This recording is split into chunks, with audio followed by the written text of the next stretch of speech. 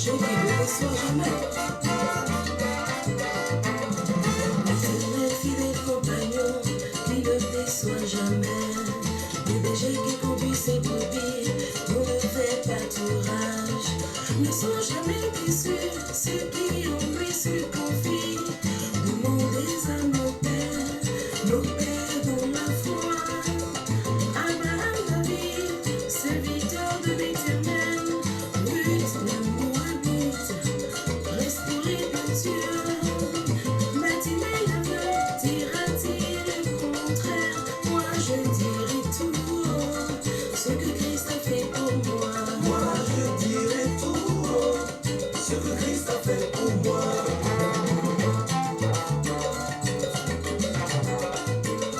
Tranquillement, quand on va se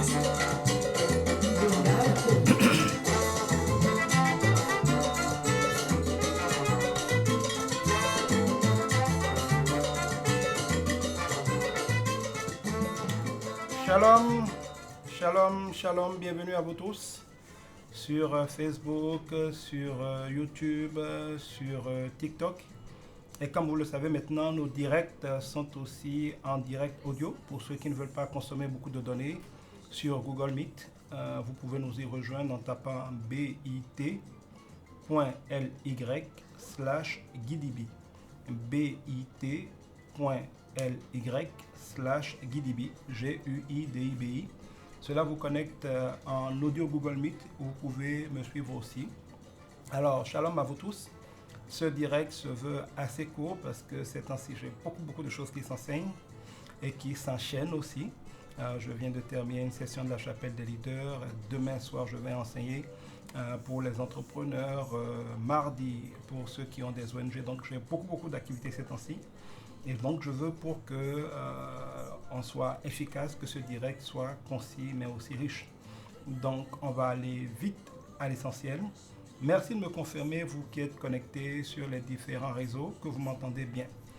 TikTok, merci de me confirmer que vous m'entendez bien. YouTube, merci de me confirmer que vous m'entendez bien, 5 sur 5. Facebook, merci de me confirmer que vous m'entendez bien, afin que nous puissions rapidement passer dans le vif du sujet. N'oubliez pas que quand on est sur les différents réseaux sociaux, il est important de partager, il est important d'aimer, il est important de tapoter. C'est des choses qui permettent de sécuriser le direct, de nous faire monter dans les différents algorithmes, de sécuriser le direct, de montrer à ces algorithmes-là que ce sont des choses que nous aimons, afin d'en voir d'autres de similaires ou d'être alertés quand ça commence. Alors, merci de me confirmer. Vous qui êtes en ligne, salut et shalom spiritus, Mohamed Oud, shalom. Merci de me confirmer que vous m'entendez bien sur les différentes plateformes, au niveau de Google Meet aussi. Merci de me confirmer que vous m'entendez bien, afin que je ne commence pas à parler pour me rendre compte que finalement vous ne m'entendez pas bien. Pedro Ulrich, shalom, j'espère que tout va bien au Gabon. Bien de choses à tout le monde là-bas. Merci de me confirmer que donc sur YouTube c'est OK. Facebook, je n'ai pas encore votre confirmation que c'est OK, je l'attends. YouTube, c'est bon déjà. TikTok, confirmez-moi. Olga, shalom, spiritus, Mohamed, confirmez-moi que vous m'entendez bien, afin que nous puissions avancer. Vous qui êtes sur Google Meet aussi, confirmez-moi que vous m'entendez bien. Pasteur, j'ai besoin de ma prière. Oui, Mohamed, tu as besoin de ma prière à quel sujet? Confirmez-moi déjà que vous m'entendez bien. Est-ce que vous m'entendez bien? Tout va bien? Santé, Beau Royal d'Afrique, merci. Donc, tu me confirmes que vous m'entendez bien. D'accord. Alors, allons-y rapidement. Au niveau de Mohamed, tu as dit que tu as besoin de mes prières. À quel sujet? Merci, Tonton Zoom, de m'avoir confirmé que vous m'entendez 5 sur 5. Alors, à quel sujet as-tu besoin de mes prières? Merci, Spiritus, de confirmer que tu m'entends bien. Parce que souvent, vous savez, quand on dit à un pasteur, on a besoin de vos prières, la prière n'est pas quelque chose qu'on fait en l'air. Ce n'est pas comme un bouton qu'on appelle ou qu'on appuie comme ça en l'air. La prière, c'est un plaidoyer devant le trône de Dieu, devant Dieu qui est le juste. Et un plaidoyer suppose qu'on sait de quoi on parle, on connaît le contexte, on connaît la loi, on connaît les principes de Dieu. On va donc pouvoir faire comme un bon avocat un inventaire. Où se situe-t-on par rapport aux choses? Est-ce que celui pour qui on veut intercéder est coupable ou est innocente victime? On peut plaider et délivrer un coupable, on peut plaider et délivrer un innocent, mais on ne plaide pas de la même manière. Et selon qu'on est devant un tribunal pénal ou civil, selon qu'il y a des preuves ou pas, bref, prier, c'est faire un plaidoyer devant le trône de Dieu. Donc quand vous demandez à quelqu'un, prie pour moi comme ça en l'air, sans lui dire de quoi il s'agit, sans qu'il sache qui vous êtes, si vous êtes musulman, si vous êtes animiste, si vous êtes chrétien, si vous êtes charlatan, chacun a le droit de prier.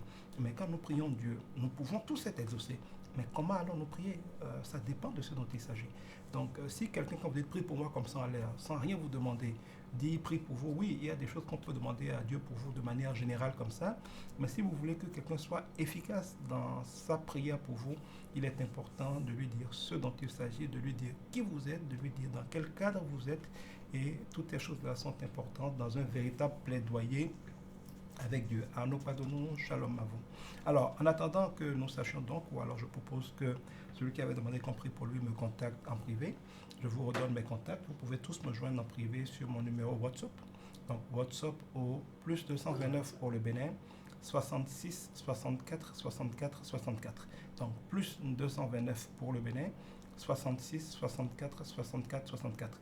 Je vous prie, vous qui êtes en ligne sur les différents réseaux, de bien vouloir m'aider à écrire ce numéro en précisant que c'est par WhatsApp. Je décroche presque jamais les appels téléphoniques parce que je suis souvent très pris, mais il est facile de me joindre par WhatsApp, message audio comme message écrit sur ces numéros-là, plus 229 66 64 64 64, 66 3 fois 64. Vous pouvez m'écrire sur ces numéros-là en m'expliquant de quoi il s'agit. Je chercherai à mieux vous connaître, à mieux comprendre le contexte. En général, un problème ne se règle pas que par la prière. Dieu n'a jamais dit que le peuple périt faute de prière. La prière est très importante, mais elle a son rôle. C'est comme quand vous avez un champ. Que la pluie tombe sur le champ, c'est important. Ça participe du processus pour que vous ayez une récolte. Mais ce n'est pas tout. Si vous ne labourez pas votre champ, si vous n'avez pas dessouché les arbres, si vous n'avez pas semé, si vous n'avez pas mis les bonnes semences en terre au bon moment et qu'il pleut, vous n'aurez aucun résultat. Ou rien ne se passera, vous allez avoir beaucoup de mauvaises herbes, par exemple, qui vont pousser sur votre terrain. C'est comme la prière. La prière peut arroser des choses. Mais qu'est-ce qui a été fait avant la prière et qu'est-ce qui va être fait après la prière? Si vous semez des choses, qu'il pleut bien et qu'il y a, non seulement vos semences commencent à pousser, mais qu'il y a plein de mauvaises herbes qui poussent, que vous ne faites pas le désherbage, à un moment, les mauvaises herbes vont tuer votre semence. Vous n'aurez pas de récolte. Donc, ce n'est pas vrai que tout soit une affaire de prière, de jeûne, de prière. On n'a n'importe quel problème, priez pour moi, priez pour moi. Non, la prière n'est pas une baguette magique. Ce n'est qu'une des choses qui participent des ingrédients qui font la sauce du résultat avec Dieu. Le peuple de Dieu périt faute de connaissance. Et une prière d'ailleurs sans connaître Dieu, sans être en alliance avec Dieu, sans être ami de Dieu. Écoutez, si je suis ami avec quelqu'un, dès que je lui dis que j'ai un problème, avant même que j'ai formulé ma requête, il me donne une solution parce que c'est mon ami. Je lui suis fidèle, on se connaît, on a l'habitude de se parler, il est mon ami. Mais si je suis l'ennemi de quelqu'un, je l'ai toujours nargué, je lui ai toujours manqué de respect, je l'ai toujours injurié. Je peux aussi obtenir des choses de lui. Mais quand je viens le voir, je me rappelle que je ne suis pas son ami, je prends la peine de faire la paix avec lui, je lui demande pardon pour le moment où je lui avais manqué de respect, je dis que je compte sur le fait qu'il est miséricordieux et que cela étant, j'ose, en plus de demander pardon, venir lui demander qu'il me fasse grâce et je dis qu'est-ce que je veux. Mais je ne peux pas aller vers celui dont j'ai toujours été un ami comme je vais vers celui dont j'étais un ennemi que je persécutais.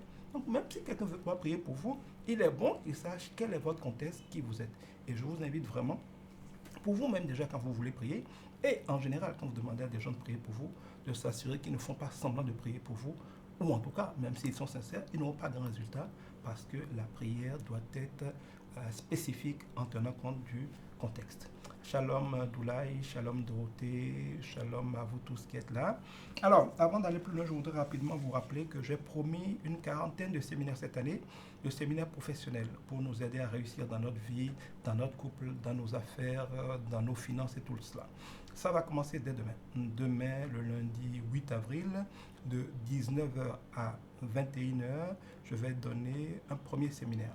Le thème de ce premier séminaire, c'est comment augmenter vos profits d'au moins 50% rapidement. Comment augmenter vos profits d'au moins 50% rapidement. C'est un séminaire qui, comme vous le devinez, est destiné à ceux qui sont dans les affaires, ceux qui sont entrepreneurs, ceux qui sont commerçants, ceux qui gèrent une entreprise, ceux qui ont donc des affaires. Il ne s'agit pas seulement de voir comment augmenter son chiffre d'affaires, parce que vous pouvez augmenter votre chiffre d'affaires et faire plus de pertes. On peut faire 1 milliard de chiffre d'affaires et s'endetter 300 millions. Donc le tout n'est pas d'augmenter son chiffre d'affaires, c'est d'augmenter ses profits. comment vous augmentez vos profits. C'est ce que je vais vous enseigner demain, lundi 8 avril, de 19h à 21h. Ça va être comme ça, en direct. Ça va être en direct sur TikTok, sur Facebook, sur YouTube et sur Google Meet. Le lien, je vous rappelle, c'est bit.ly/guidibi comme mon nom. C'est un séminaire qui va donc être en direct gratuit, mais attention, ceux qui ne pourront pas le suivre en direct gratuit pourront après en profiter par des audios qu'on va leur rendre disponibles, mais là, ce sera payant. Ça va être sur ma plateforme SoundCloud. Ils pourront payer, ça va coûter 10 000 francs CFA et on pourra leur envoyer le lien pour le suivre en audio.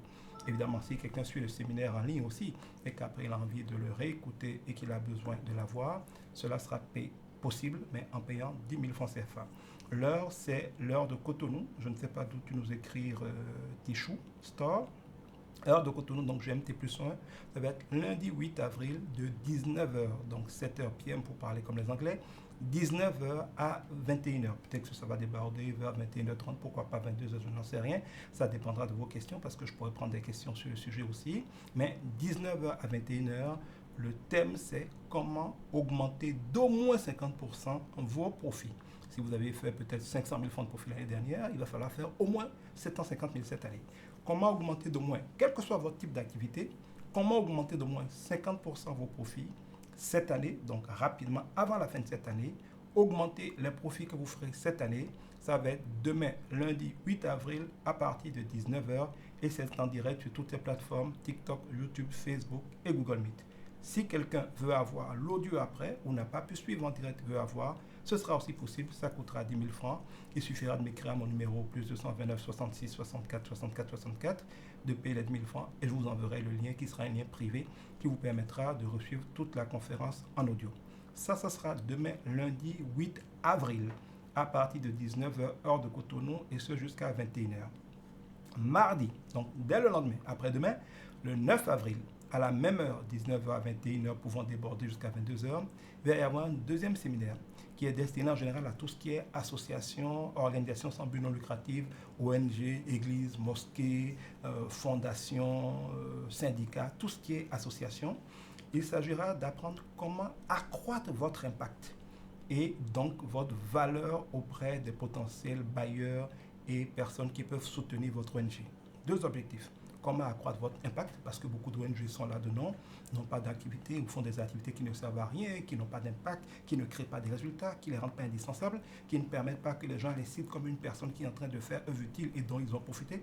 Comment, quelles que soient vos ressources, vous pouvez avoir une association qui fonctionne, qui est efficace, qui crée des résultats, qui a de l'impact, et comment surtout faire en sorte que ces impacts-là et la manière dont vous fonctionnez soient tels que vous intéressez les investisseurs. Parce que dans chaque domaine d'activité caritative, donc qui n'est pas à but lucratif, qu'il s'agisse de la religion, du social, de l'éducation, de la santé, il y a des moyens d'avoir des financements, d'avoir des gens qui vous financent, d'avoir des gens qui mettent des ressources pour financer vos activités, non pas parce qu'ils veulent forcément un profit commercial, mais parce qu'ils veulent un résultat qui est de la nature de ce que vous êtes censé avoir comme impact.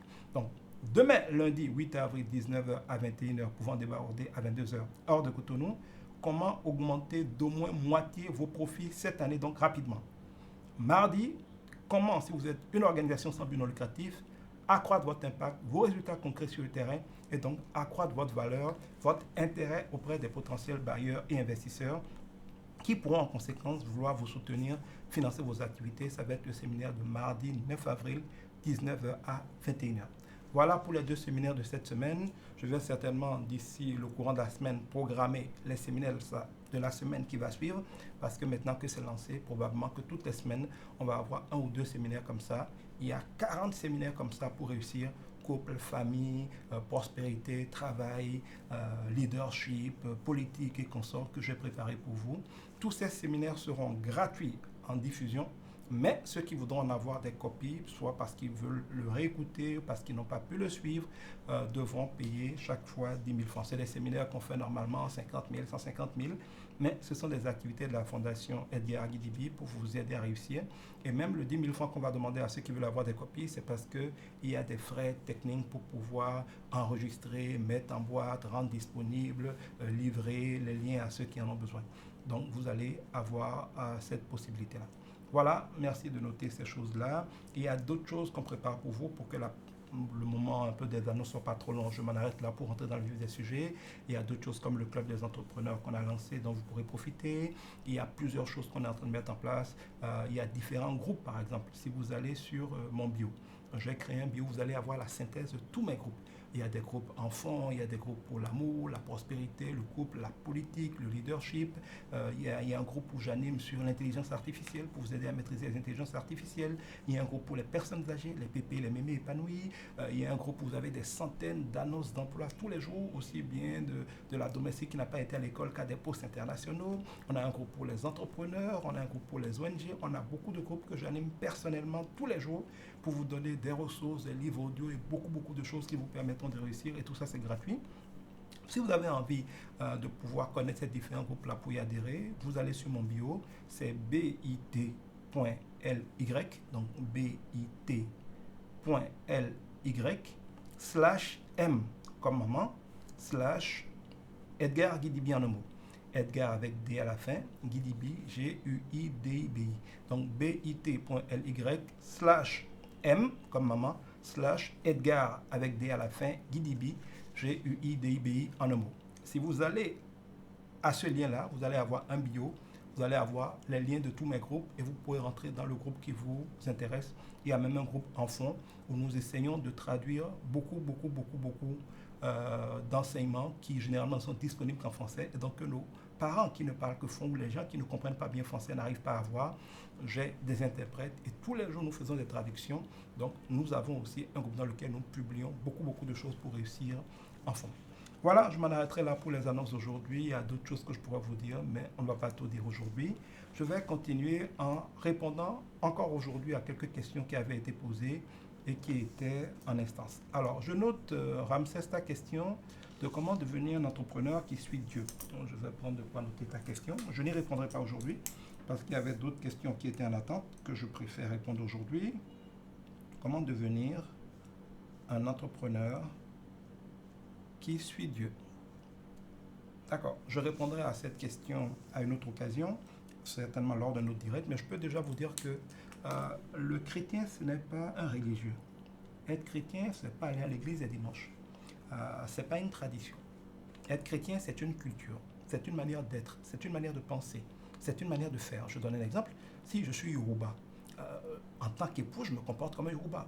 En tant qu'enfant, par exemple, un enfant Yoruba qui veut saluer un parent va avoir tendance à faire une inflexion, à faire une genuflexion, par exemple. C'est pareil chez nos frères Nago. Mais ce n'est pas ce que feraient, par exemple, des gens dans d'autres cultures, par exemple. Si je suis un Américain, ma manière de travailler est américaine. Ma manière de faire un film est américaine. Ma manière de chanter est américaine. Ma manière de m'amuser est américaine. En tout ce que je fais, je suis américain. Si je suis un fond, en tout ce que je fais, on voit le fond en moi. Si je suis un Français, en tout ce que je fais, on voit le français en moi. Mais c'est pareil pour le christianisme. Être chrétien, c'est une nature. C'est la nature de Christ, la nature du Saint-Esprit de Dieu. Votre manière de penser, d'agir, de réagir, de vous amuser, de bénir les autres, tout en vous est chrétien. Quand on est un vrai chrétien, non pas parce qu'on va à l'église, mais parce qu'on a la nature de Christ, cela se témoigne. C'est pour ça que Jésus dit de témoigner de lui. Il ne dit pas d'aller à l'église le dimanche et puis en semaine, c'est autre chose. Que vous soyez en train de prier, en train de faire des œuvres sociales, en train de vous occuper de votre femme ou de votre mari ou de vos enfants, en train d'être un enseignant, en train d'être un médecin, en train d'être un responsable politique, quoi que vous fassiez, vous le faites avec la nature du chrétien que vous êtes.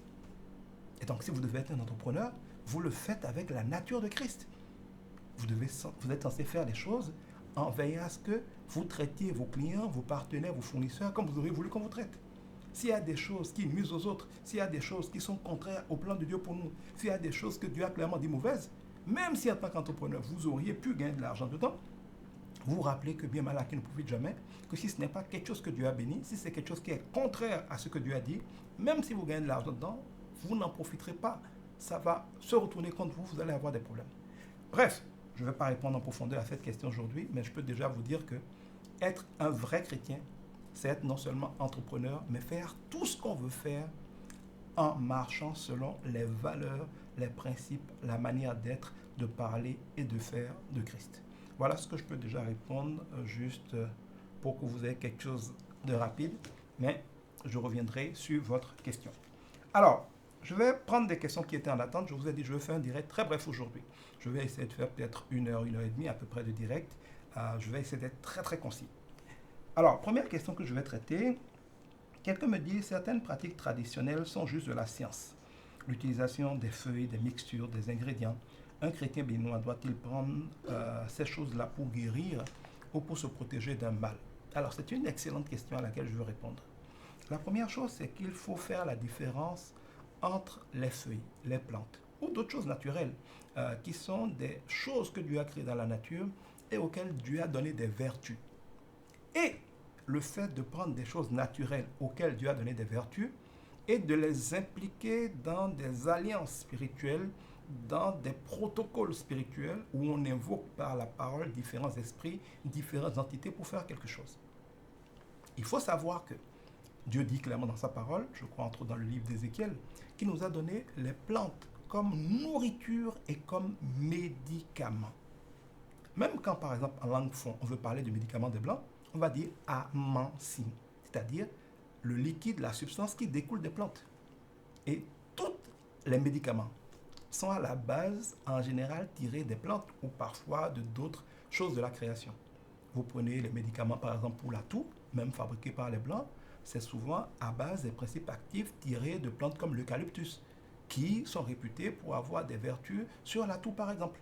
Soit ils ont tiré directement de ces plantes, ces principes actifs, par exemple, c'est comme si vous mixez par exemple les feuilles d'eucalyptus, vous les triturez, vous en sortez le jus, vous enlevez les plantes, vous filtrez, et puis ça donne un liquide.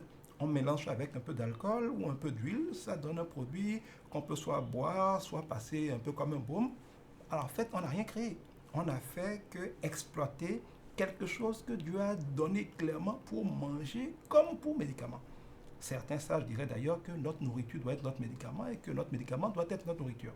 Donc, c'est Dieu qui a créé les choses. C'est Dieu qui a fait que les carottes ont des vertus pour la peau et pour les yeux. Il a même démontré que la forme et l'apparence des fruits et des légumes donnent un indice de ce à quoi ils servent.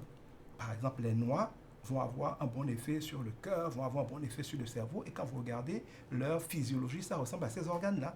Donc, Dieu est tellement parfait, tellement bon, qu'il nous a donné des fruits, des légumes, des feuilles, des racines, des plantes, comme nourriture et comme médicament.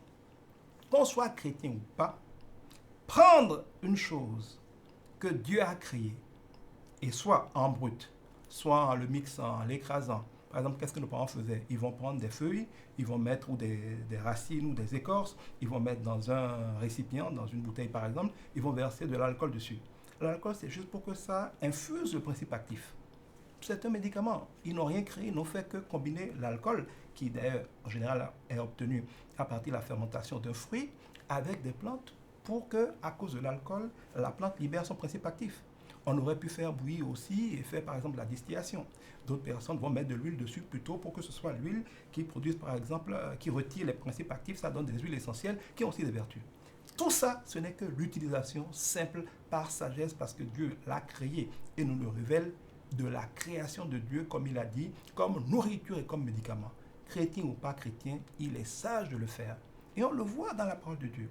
On voit, je crois, un roi qui était malade. Dieu va dire, prenez des figues, écrasez-les, mettez dans sa plaie, ça va cicatriser. Quand on voit, par exemple, Paul demander à Timothée de boire un peu de vin, le vin, c'est le fruit de la vie. Il va dire, c'est bon pour ta santé parce que tu as des problèmes au ventre. Donc, tout ce que Dieu a créé a des vertus et le chrétien qui honore Dieu et qui doit tout prendre et qui peut tout prendre avec action de grâce, doit rendre grâce à Dieu d'avoir des choses dans la création qui sont utilisables. Évidemment, regardez, quand Dieu dit par exemple que quand quelqu'un est malade, il faut qu'il aille voir les anciens. Ils vont lui mettre une onction d'huile et prier pour lui. Mais il n'a pas dit il faut qu'il aille voir les croyants. Pourquoi les anciens? Parce que chaque mot dans la Bible a son importance. Les anciens, oui, on peut les considérer comme les anciens spirituels, donc les conducteurs de l'Église, mais ça veut aussi dire toute personne qui est âgée. Parce qu'on sait que dans toutes nos cultures, les personnes âgées sont celles qui, à force d'expérience, connaissent le mieux par tradition, par récit, à force d'avoir vu d'autres aînés comme eux le faire, ce que chaque chose fait. Ils savent que dans cette famille-là, les gens ont tendance à avoir telle maladie, et on sait depuis plusieurs générations que quand on prend les feuilles de telle plante avec les feuilles de telle autre plante, qu'on en fait une mixture qu'ils boivent, eh bien, les personnes guérissent.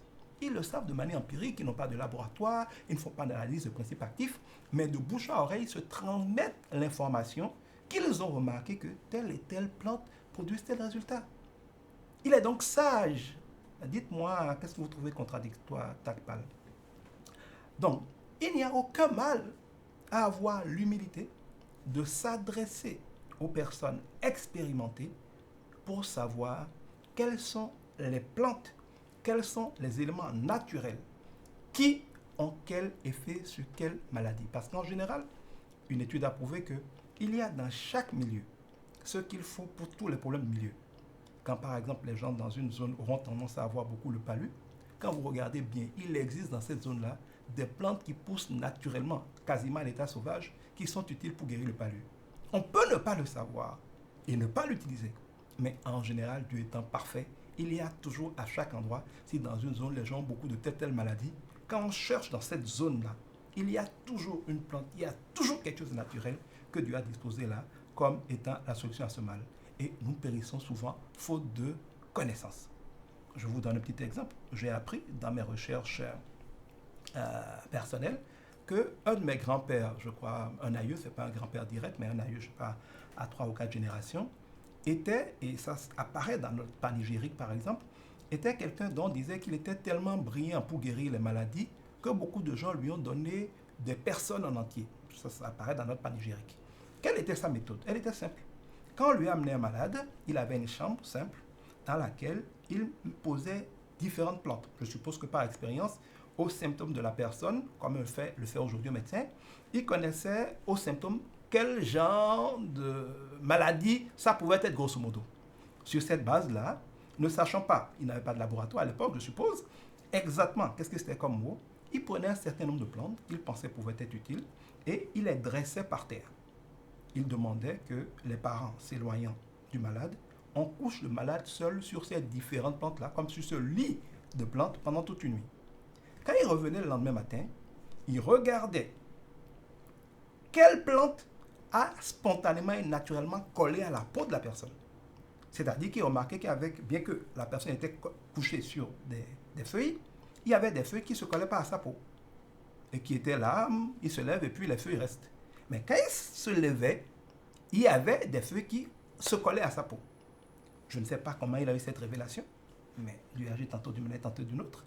Il a compris que la feuille qui se colle à la peau de la personne, c'est la feuille qui contient les principes dont il a besoin pour guérir.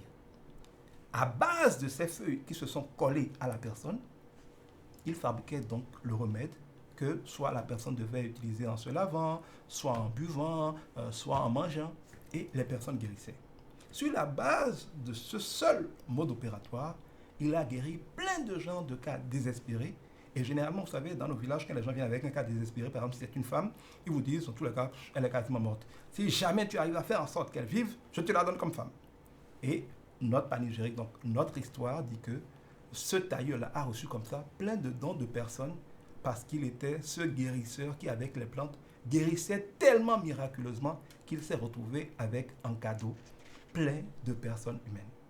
C'est pour montrer comment, sans que ça n'ait rien jusque-là de spirituel, je pense que nous sommes là simplement dans la maîtrise des plantes, dans la sagesse des plantes. Ce que d'ailleurs les Blancs font. Les Blancs viennent étudier nos plantes, ils nous donnent des noms de plantes, ils font des, comment on appelle ça, je ne sais plus comment on appelle ça à l'école en biologie, les trucs avec les herbes et consorts. Et ils emportent nos herbes chez eux dans leur laboratoire, là où nous avons tendance à utiliser les herbes de manière, je dirais, brute et amatrice en séchant ou en brûlant pour l'odeur ou en faisant des huiles. Eux, ils vont aller en laboratoire, chercher les principes actifs qu'il y a dedans et sur cette base-là, composer une formule chimique qu'ils vont essayer de reproduire, soit à partir de d'autres plantes identiques, soit même parfois essayer d'imiter la molécule de cette plante-là en laboratoire pour créer un médicament.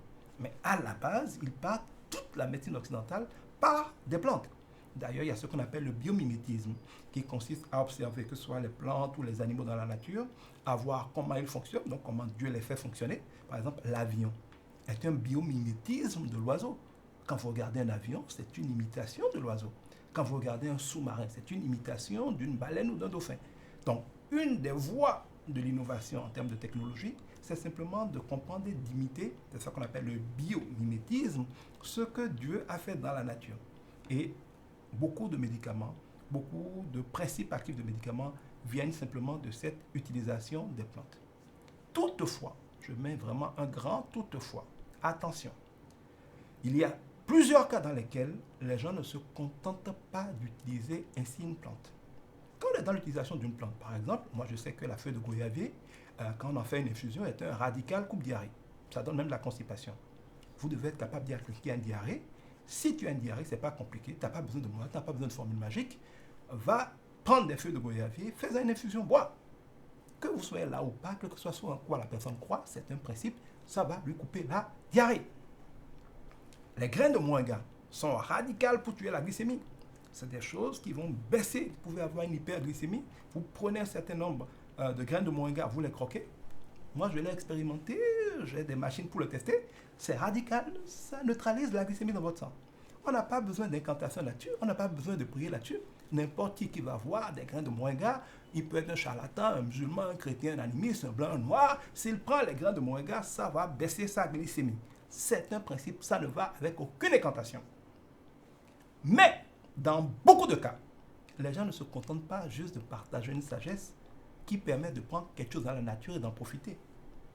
Ils vont, et là encore, il y a deux catégories.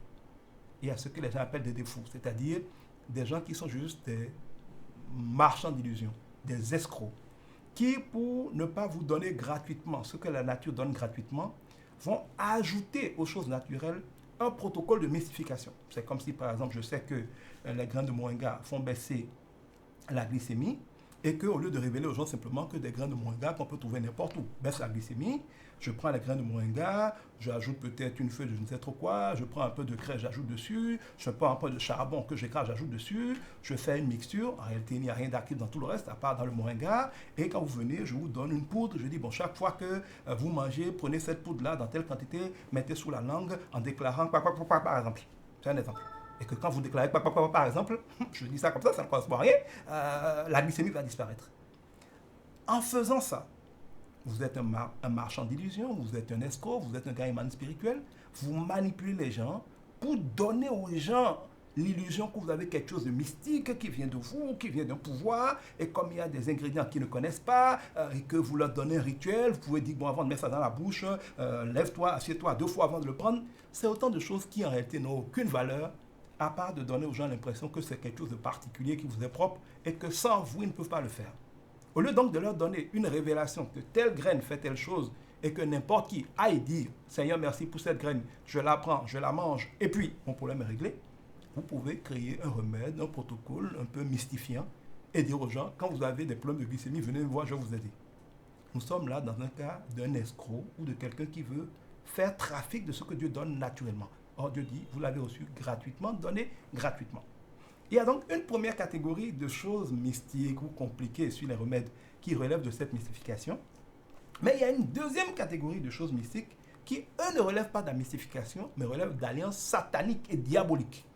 C'est-à-dire que on va prendre, oui, une plante, on va prendre de la cola, chose naturelle, on va prendre, je sais pas, du poivre de Guinée, c'est autant de choses naturelles que Dieu a créées. Du citron, telle feuille, c'est des choses naturelles, du kaolin, c'est des choses naturelles que Dieu a créées et qui ont en elles-mêmes des vertus.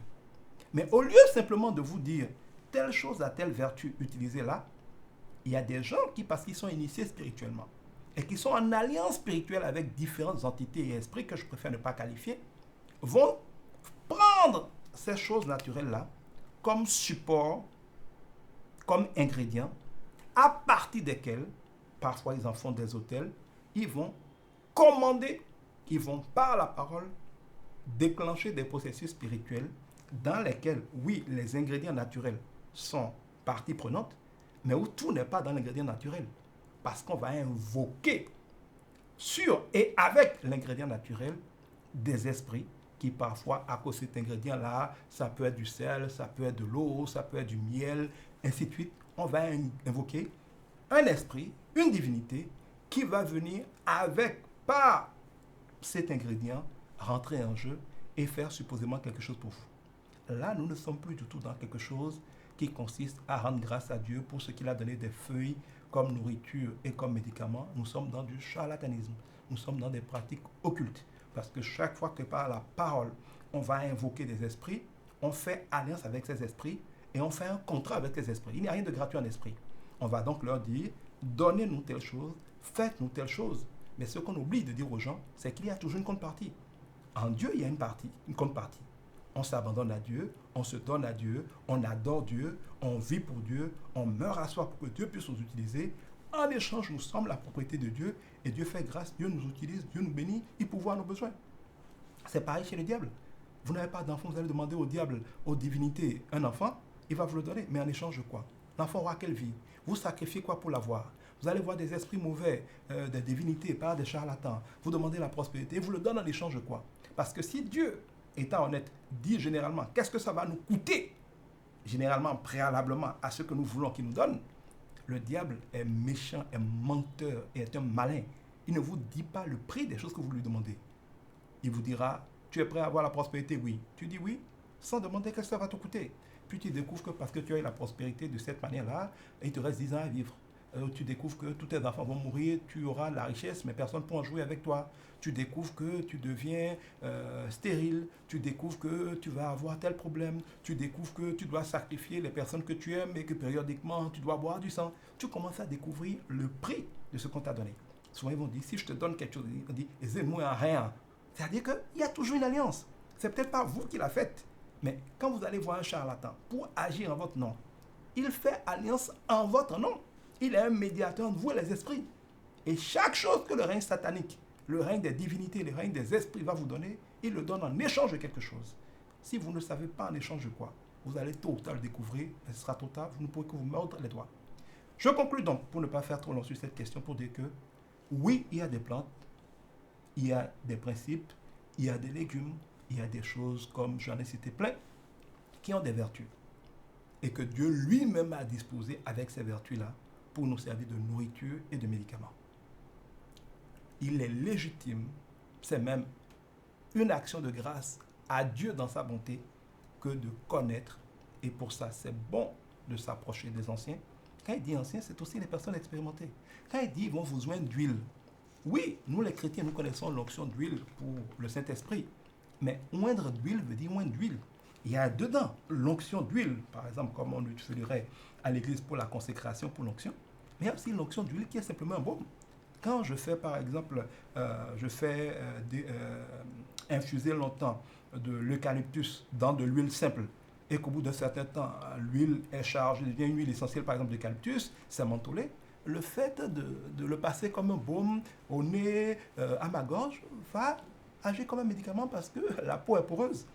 Tous nos médicaments, la Végébaume et consorts, c'est simplement de l'huile avec un principe actif dedans. Nos parents utilisaient les médicaments soit avec de l'eau, en infusion, on a fait bouillir, c'est comment dire, d'eau amassisée, donc on met des calebasses, on met de l'eau et puis on fait bouillir, ça libère le principe actif. Ils le faisaient avec alcool, les parents mettaient différentes plantes, racines dans l'alcool, c'est un autre moyen de sortir les principes. Vous allez voir, il y a beaucoup d'élixirs qui sont souvent un mélange d'alcool et de principes. Ils le faisaient avec de l'huile, ça donne une onction. Donc toutes les onctions ne sont pas l'onction du Saint-Esprit. Il y a des onctions qui sont simplement une manière de mettre au travers de la peau un médicament. Quand vous avez un bobo sur la peau, un bouton, et que vous mettez une pommade, la pommade c'est de l'huile, c'est une onction. Et maintenant, il y a une autre manière dont les parents faisaient, quand ils devaient faire ce que nous aujourd'hui on ferait par une injection, par une perfusion, ils faisaient des scarifications. Les scarifications, c'est en fait une manière traditionnelle de mettre directement le principe actif dans le sang. Évidemment, ça laisse des cicatrices. Bon, on a pas vu parfois pour mettre des choses spirituelles et sataniques dedans.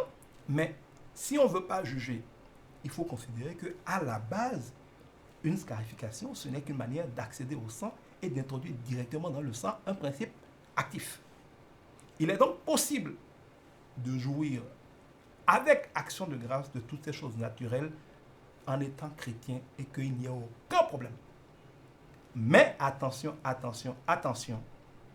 Soit par charlatanisme juste pour vous blaguer, soit parfois par manipulation spirituelle. Chaque fois que vous voyez qu'on ne vous dit pas juste, prends ça toi-même, fais-le. ou bien devant toi, on le prend, on le lave, simplement le fait. Parfois, il y a des règles, par exemple, on va vous dire qu'on ne cueille pas une plante la nuit. Ça, c'est des questions de sagesse. Nos parents l'ont compris, ils disent à la nuit, la plante dort, ou bien pour, par exemple, cueillir une plante ou une feuille, il faut lui parler. Mais c'est démontré aujourd'hui par la physique quantique que la parole a un effet sur les choses même naturelles. Quand on regarde au niveau physiologique comment se comporte une plante, avec la photosynthèse et qu'on sort, on sait aujourd'hui que l'état des principes actifs dans les plantes, la nuit, quand il n'y a pas la photosynthèse, ce n'est pas la même chose que la journée. Donc, même ces choses, on va dire, bon, je vais d'abord devant la plante, je lui parle, j'attends la nuit, j'attends tout le matin. Ça donne parfois l'impression de choses qui sont un peu de la superstition. Mais peut-être que nos parents l'ont hérité un peu de bouche à oreille sans savoir pourquoi ils font comme ça. Mais on peut expliquer rationnellement le bien fondé de toutes ces choses.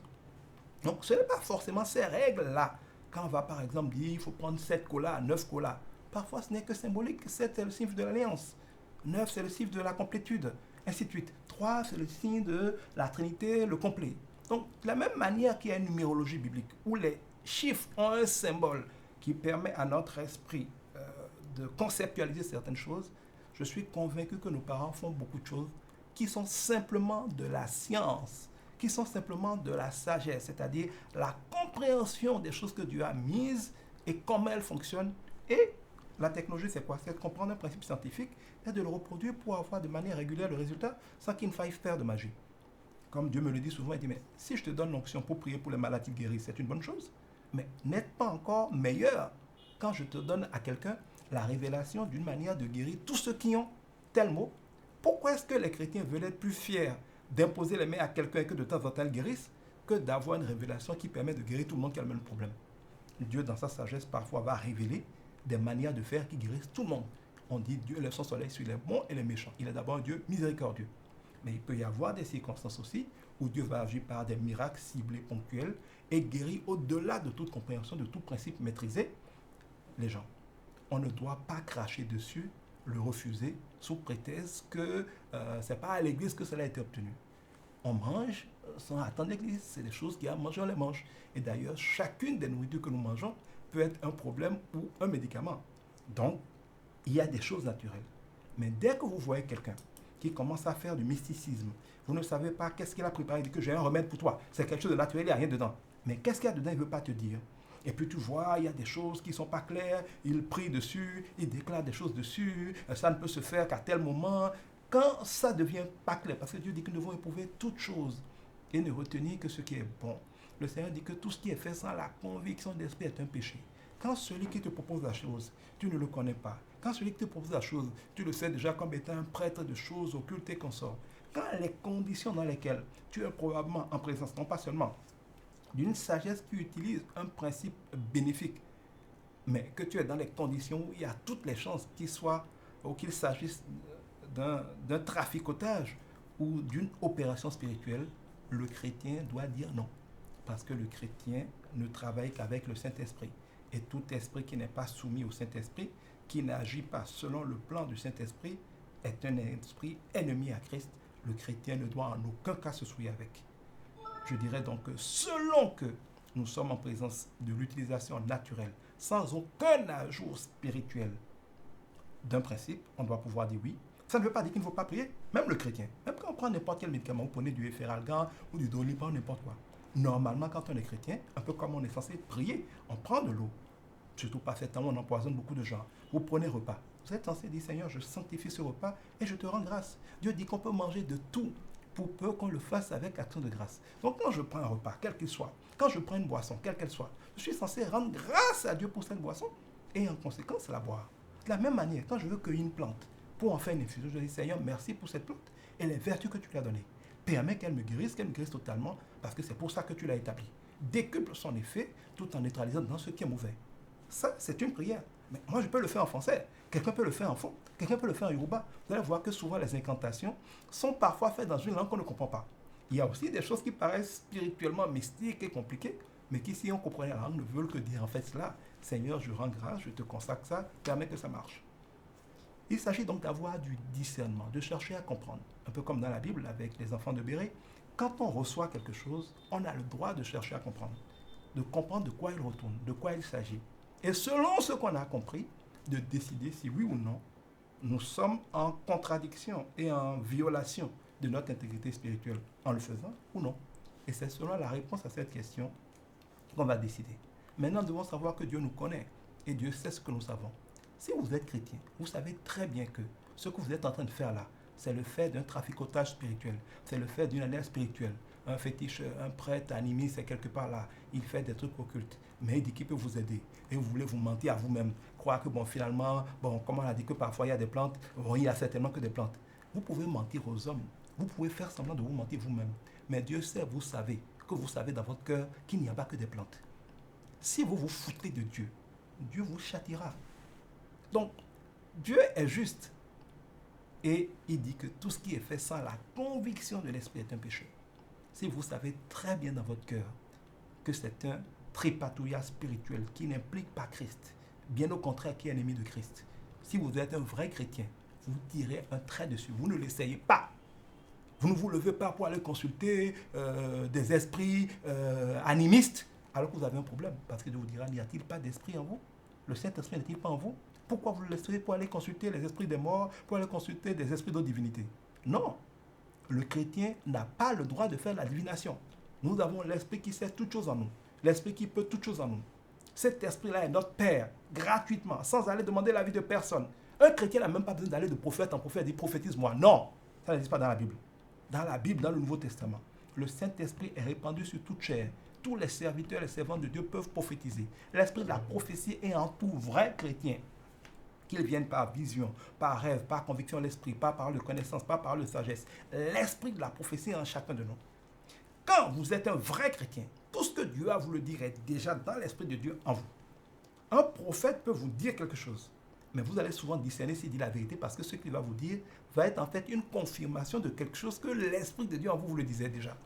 Donc, l'esprit de Dieu peut vous dire des choses que par une expérience, vous n'avez pas discerné, vous n'étiez pas sûr, vous n'êtes pas encore assez familier avec le Saint-Esprit pour savoir que c'est le Saint-Esprit de Dieu qui vous parle. Mais quand un prophète va vous rencontrer, va dire quelque chose, vous allez sentir que c'est vrai parce qu'en fait, ça fait écho. C'est comme si votre esprit et l'esprit de Dieu vous dit, oui, c'est vrai, ça correspond à ce que j'ai toujours su. Mais à l'opposé, des fois, vous allez avoir quelqu'un qui vous prophétise quelque chose, mais ça ne fait pas écho en vous. Comme on dit à imitant IA, Dieu dit que éprouvez toute prophétie et n'en retenez que ce qui est vrai. Comment on éprouve une prophétie?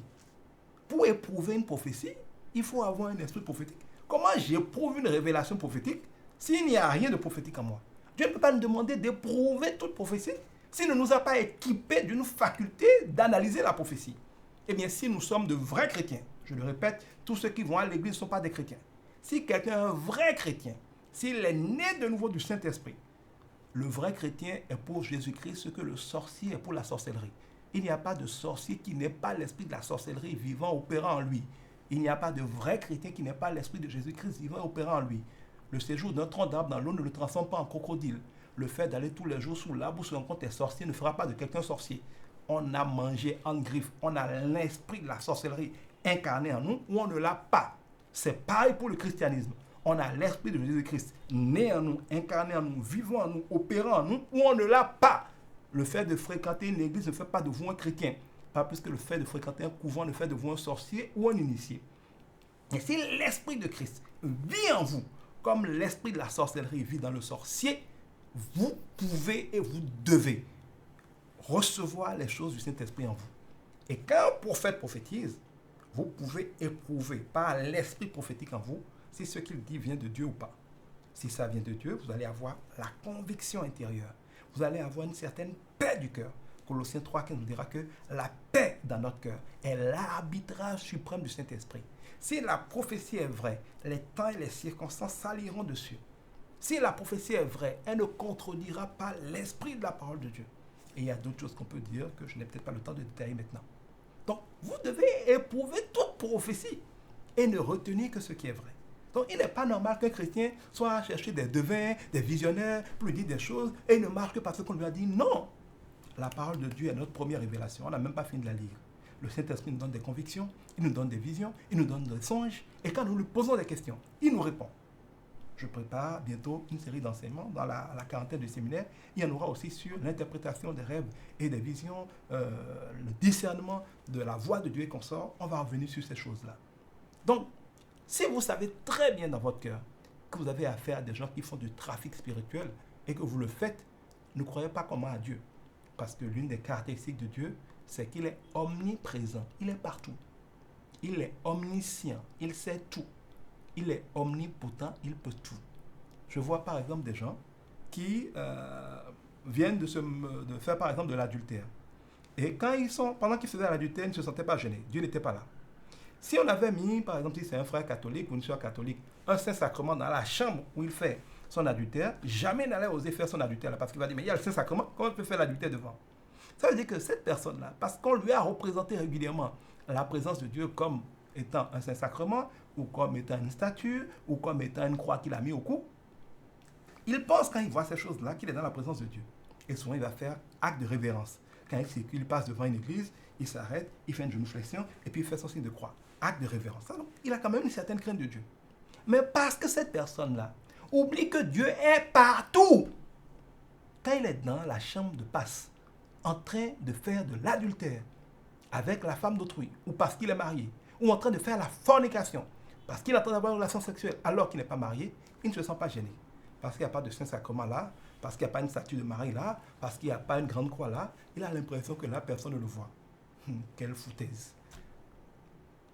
Si votre Dieu n'est pas partout, il n'est pas Dieu. Dieu est partout. Dieu voit tout, tout le temps. Il entend tout, il sait tout. Par exemple, quand nous prions, perdre du temps à expliquer à Dieu ce qui s'est passé, c'est du temps perdu. Ah oui, Seigneur, ils m'ont fait ci, ils ont dit ci, et puis j'ai fait ça, c'est du temps perdu. Jésus dit à la Samaritaine, il faut prier un Dieu que vous ne connaissez pas. Nous prions un Dieu que nous connaissons. Dieu veut des adorateurs, en esprit et selon la vérité. L'adoration, la relation avec Dieu est une relation en esprit. Parce que Dieu est esprit et c'est notre esprit qui rentre en relation avec Dieu.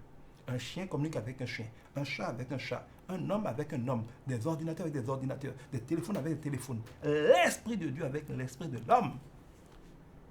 C'est un esprit qu'on interagit avec le Dieu esprit. Tout ce que vous faites, qui implique, on chante, on danse, on fait des agitations, on se met à genoux, on se salue. C'est pas mauvais si ce sont des conséquences de ce qui s'est passé dans l'esprit. Je peux être tellement emporté dans mon esprit, dans la contemplation de Dieu, que je fais comme ça. Oui, ce qui est le plus important là, ce n'est pas mes mains qui ont fait comme ça. Je peux tellement m'humilier devant Dieu, me sentir petit devant Dieu, que je m'écline, je me couche la tête tellement je me sens indigne d'être debout devant lui. Ce n'est pas le fait que je sois mis à genoux couché qui est le plus important. C'est l'inclinaison, l'humiliation de mon âme, de mon esprit devant l'esprit de Dieu qui est le plus important. C'est ça que Dieu ressemble. Regarde.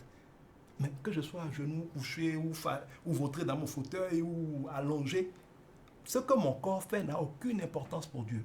Ce qui est important pour Dieu, c'est ce que mon esprit fait. Je précise, il est vrai que l'élan de mon esprit, l'état de mon esprit, détonne ou crée une incidence sur le comportement de mon corps. Quand je m'abandonne à Dieu, il est normal que je fasse ça. Mais ce n'est pas le fait de lever la main qui change quelque chose. Donc, quelqu'un qui dans son cœur ne s'abandonne pas à Dieu, mais voit que les autres ont levé la main dans l'église, lève la main, il fait de la singerie, ça ne change rien. Quelqu'un qui n'est pas dans une attitude d'humiliation, ne se sent pas petit devant Dieu, et se met à genoux parce que tout le monde se met à genoux, il sèche. Il n'est pas en train de faire acte important. C'est donc en esprit et selon la vérité. C'est ce qui se passe dans notre esprit qui va interagir avec Dieu. Et cela doit se faire selon la vérité de la parole de Dieu.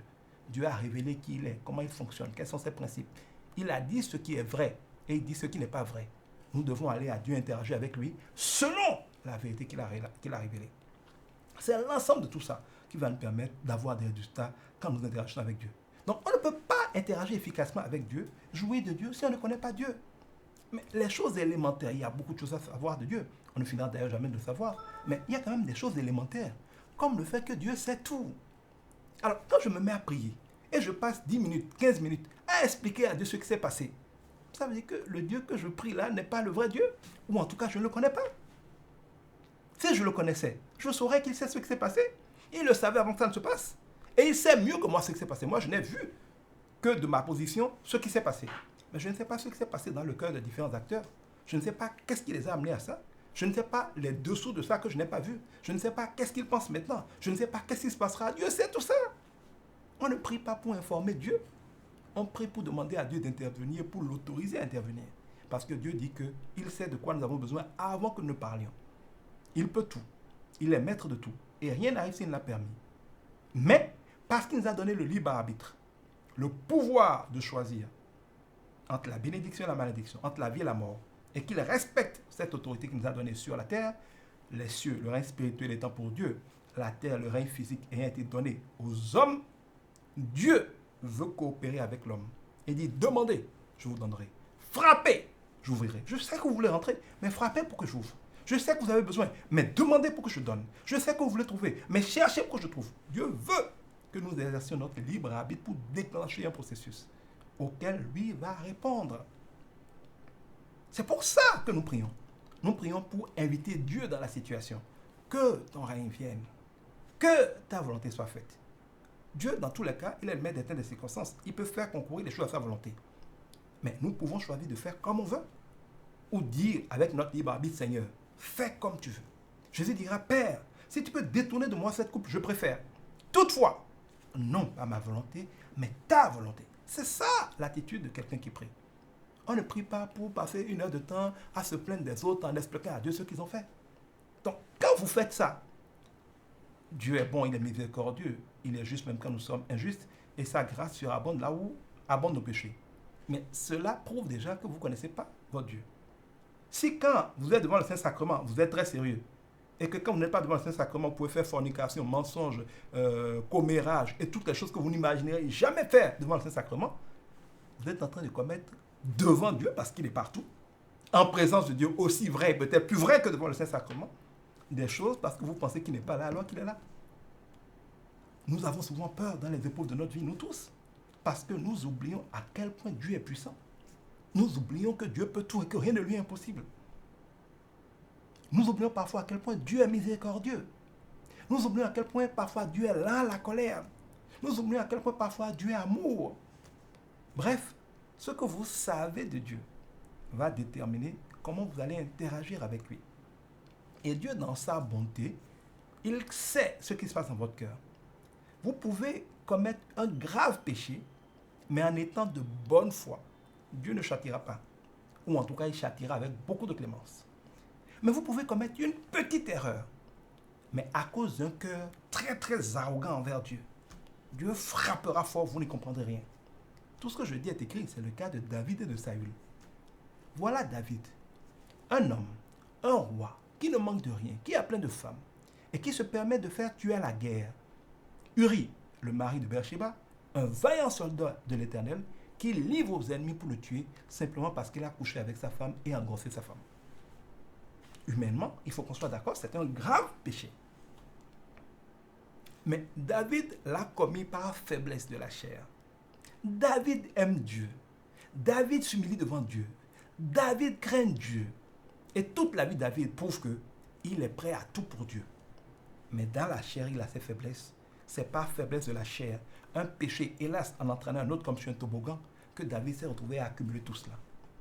Mais dès que David a été confronté par Nathan, qu'il a confronté à la réalité de son péché, la réaction de David a été une réaction d'humilité, de reconnaître qu'il est pécheur.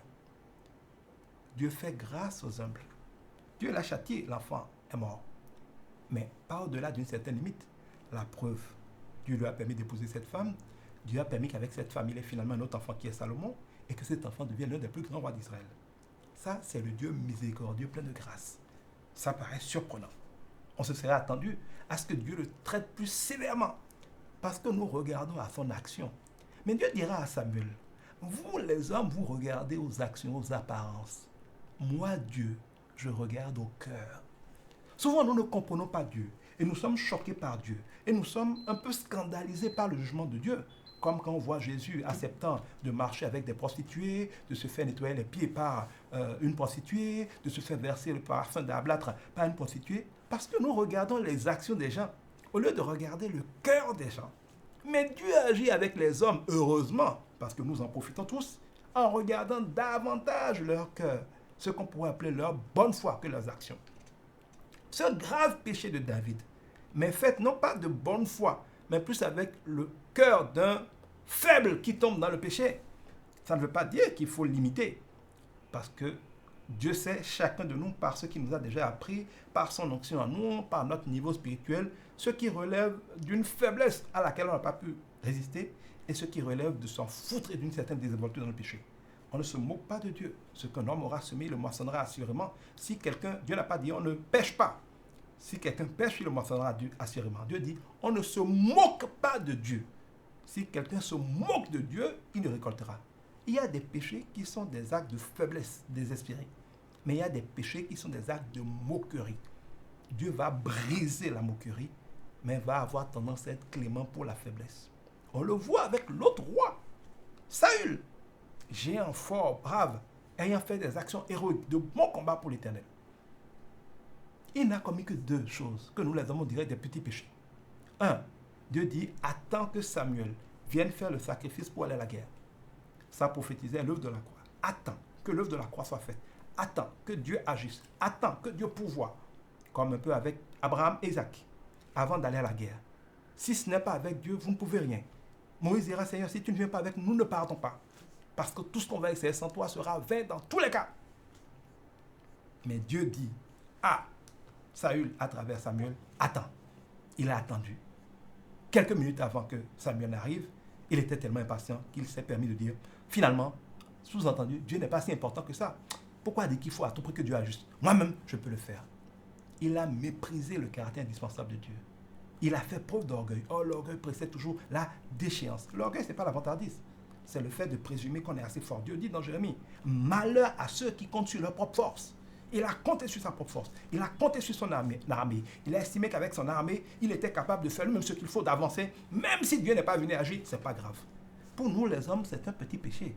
Mais Dieu appelle ça de l'arrogance, de l'insulte, du mépris. Il a osé faire de Dieu quantité négligeable dont il pouvait se passer et gagner. Pour nous, les hommes, ce n'est qu'un petit péché. Pour Dieu, ce péché-là est infiniment plus grave que celui de David. Deuxième chose, Dieu dit va à la guerre. Tue tout le monde. Femmes, hommes, enfants, femmes enceintes, bébés, animaux, tue tout. Les gens trouvent ça barbare, mais il faut savoir ce que représentait le peuple qu'on a demandé de tuer. Ça représentait la nature charnelle, ça représentait le péché. Ce genre de choses qui, quand c'est enceinte, ça veut dire que c'est un péché en gestation. Tu ne l'élimines pas en même temps, il va devenir grand péché. Un petit péché, c'est un bébé en esprit, mais quand il va grandir, il va faire des dégâts. Quand on veut lutter contre le péché, il n'y a pas de petits péchés, de grands péchés, de péchés mignons. On les neutralise tous. Les veaux gras, c'est ce qu'on appelle souvent les péchés mignons. C'est gros, c'est beau, c'est bon, c'est un péché, mais bon, ça c'est mon péché mignon. Moi je suis comme ça. Nous dans notre famille, on est comme ça. Ces choses qui sont des péchés. Et il n'y a pas de petits péchés en Dieu, il n'y a pas de petits péchés, de grands péchés. Un péché, c'est un péché. Et qu'on chérit. Dieu dit de sacrifier ça. On ne veut pas le sacrifier, on trouve des raisonnements comme ça pour dire non, ça je le garde. Par exemple, Dieu dit de ne pas faire d'adultère. Tu es marié. Il y a une jeune fille peut-être qui est à l'école qui n'arrive pas à payer sa scolarité. Elle est orpheline de père et de mère. Au lieu simplement parce que tu veux peut-être faire acte de générosité, prendre en charge sa scolarité et payer ses études parce que tu le fais pour Dieu, tu commences à sortir avec la petite fille, tu en fais ta maîtresse, tu couches avec elle. Et quand l'esprit t'interpelle ou quand des gens t'interpellent, tu dis oui, il n'y en a personne pour payer sa scolarité, j'ai voulu l'aider. Tu vois, c'est comme ça que nous faisons. Nous prenons des graves péchés de fornication, si la jeune fille n'était pas mariée, d'adultère et consort, et on essaie de le présenter comme des offrandes à Dieu. Oui, j'ai fait quand même bonne action, c'est quand même pour m'occuper d'elle, c'est parce qu'elle n'a personne, c'est parce que c'est une veuve. On cherche des justifications pour présenter ce que nous savons très bien est un grave péché, comme en plus un acte d'adoration à Dieu. C'est de la foutaise. C'est ce que Saül a fait. Dieu dit, tue-les tous. Il dit, j'ai préféré les conserver pour les offrir en sacrifice à l'Éternel. Est-ce que c'est ce que l'Éternel t'a demandé? C'est là où l'Éternel dira à Samuel, l'obéissance à Dieu vaut mieux que tous les sacrifices. Dieu veut qu'on fasse ce qu'il a dit de faire. Et oser regarder le grand Dieu. On dit que le commencement de la sagesse, c'est la crainte de Dieu. Ce n'est pas la peur de Dieu, c'est la crainte révérentielle. Connaître Dieu comme tellement puissant, tellement terrible, tellement redoutable, tout en étant tellement bon, qu'on le respecte, qu'on le vénère. On n'ose pas se mettre en travers de son chemin. On n'ose pas se permettre certaines choses. Mais quand on peut gaillardement dire, bon, Dieu a dit, mais ce n'est pas important. On peut vouloir obéir à Dieu et faiblir et tomber. C'est différent d'être en toute conscience et de dire, Dieu a dit, mais ce n'est pas grave, je fais comme je veux. Cette attitude de Dieu a dit, mais je m'en fous, je fais comme je veux, est un grand scandale. C'est un grand affront au grand Dieu. Et pour ce grand Dieu-là, ce péché est 10 fois plus dangereux, 10 fois plus coupable que le péché de David. Pour ces deux choses, ne pas avoir attendu Samuel, donc l'œuvre de la croix, ne pas avoir fait tout ce que Dieu a dit en estimant que ce n'était pas important. Dieu a déchiré la royauté sur la vie de Saül. Malgré tout ce que Saül a pu faire, rien n'a pu le sauver. Finalement, qu'est-ce qui s'est passé?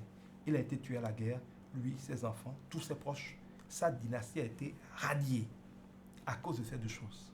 En lieu et place, David, tueur de soldats d'Israël, qui a commis ce grand péché-là, Dieu le prend, dit voilà l'âme sur mon cœur, lui donne le pouvoir.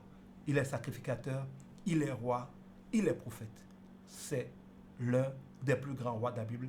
C'est celui dont le trône est dit par Dieu éternel. Et on présente Jésus le Messie comme un fils de David.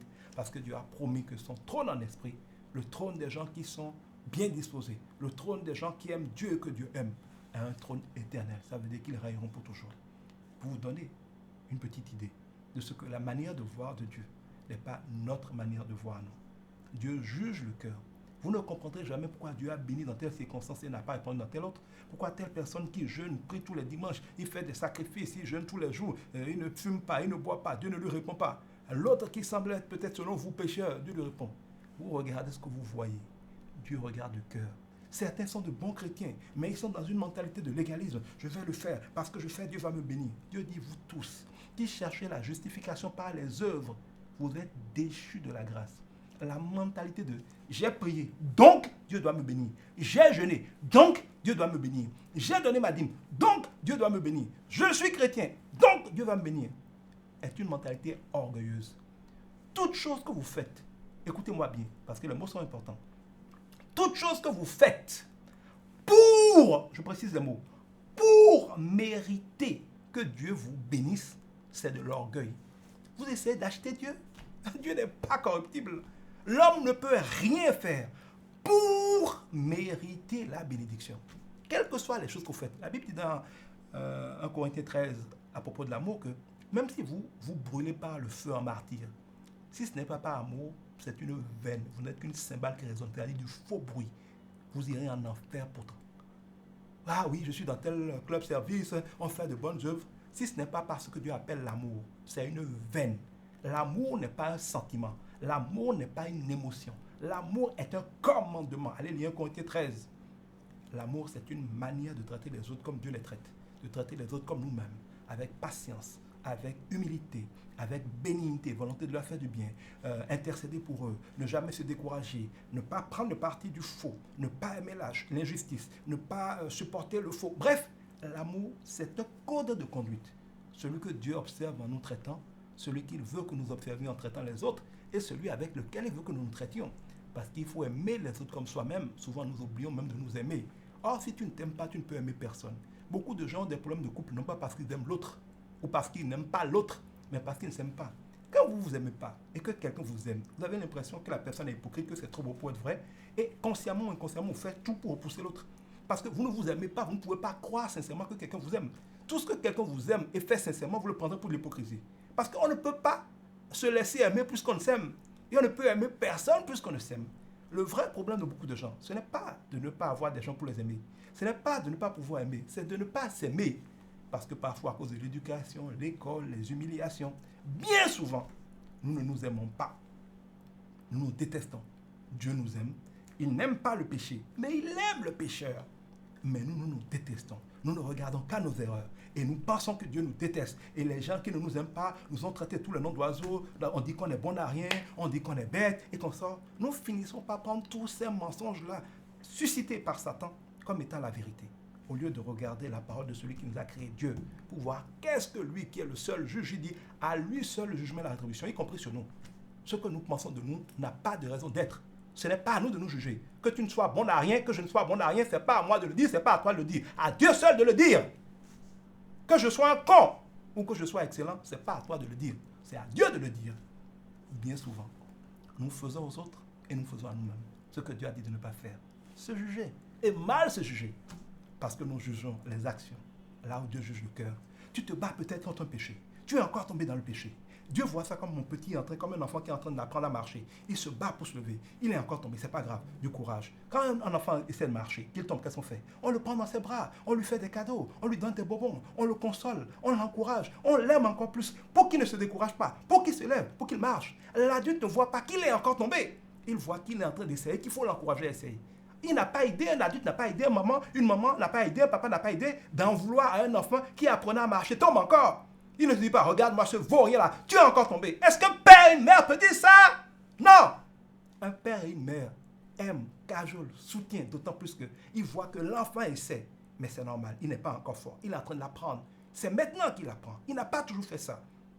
On l'aime, on l'aide, on le soutient, on rapproche des guéridons, on rapproche des chaises, on lui donne des choses pour s'appuyer, on commence à côté du fauteuil pour l'aider. On ne lui en veut pas. On est plutôt admiratif de ses efforts. Bien qu'il tombe.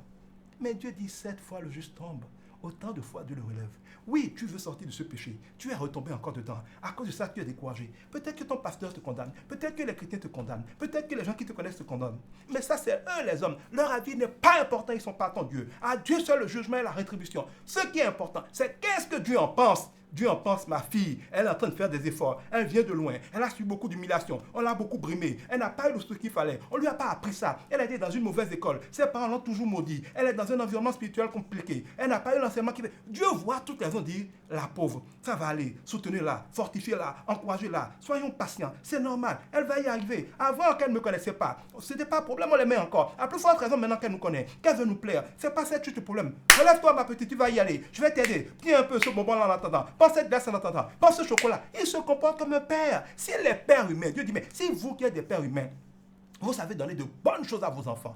Quand un enfant demande du pain à son père, il ne lui donne pas un caillou. Quand il demande un poisson, il ne lui donne pas un scorpion ni un serpent. Dieu dit, mais est-ce que c'est moi qui donnerai de mauvaises choses à mes enfants? Pourquoi croyez-vous que nous, les hommes, on peut être censés être de bons pères, de bonnes mères, et que ce soit le bon Dieu qui soit un père irresponsable? Et qu'un enfant qui est en train d'essayer de lui obéir et qui tombe, Dieu veut le condamner? Non.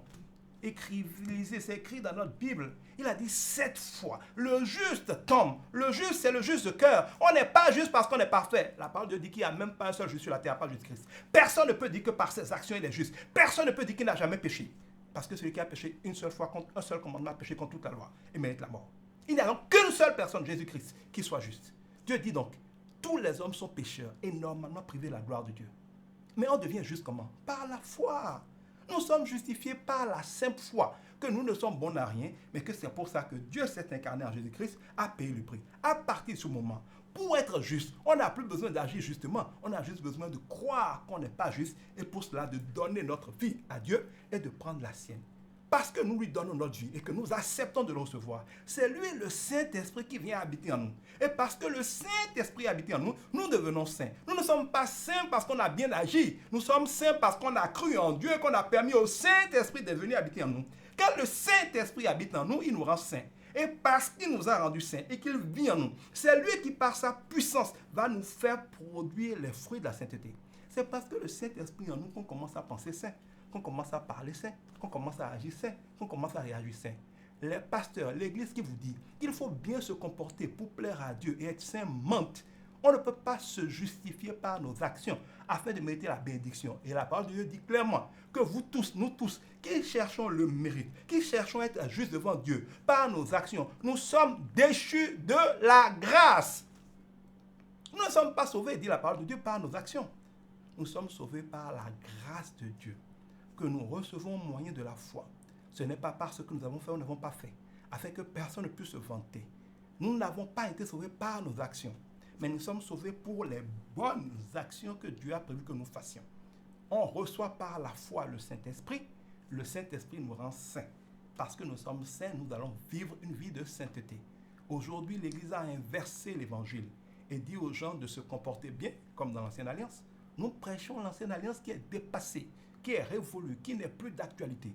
Nous disons aux gens d'obéir parfaitement pour plaire à Dieu afin d'être bénis. Mais c'est impossible parce que personne ne peut plaire à Dieu par ses actions.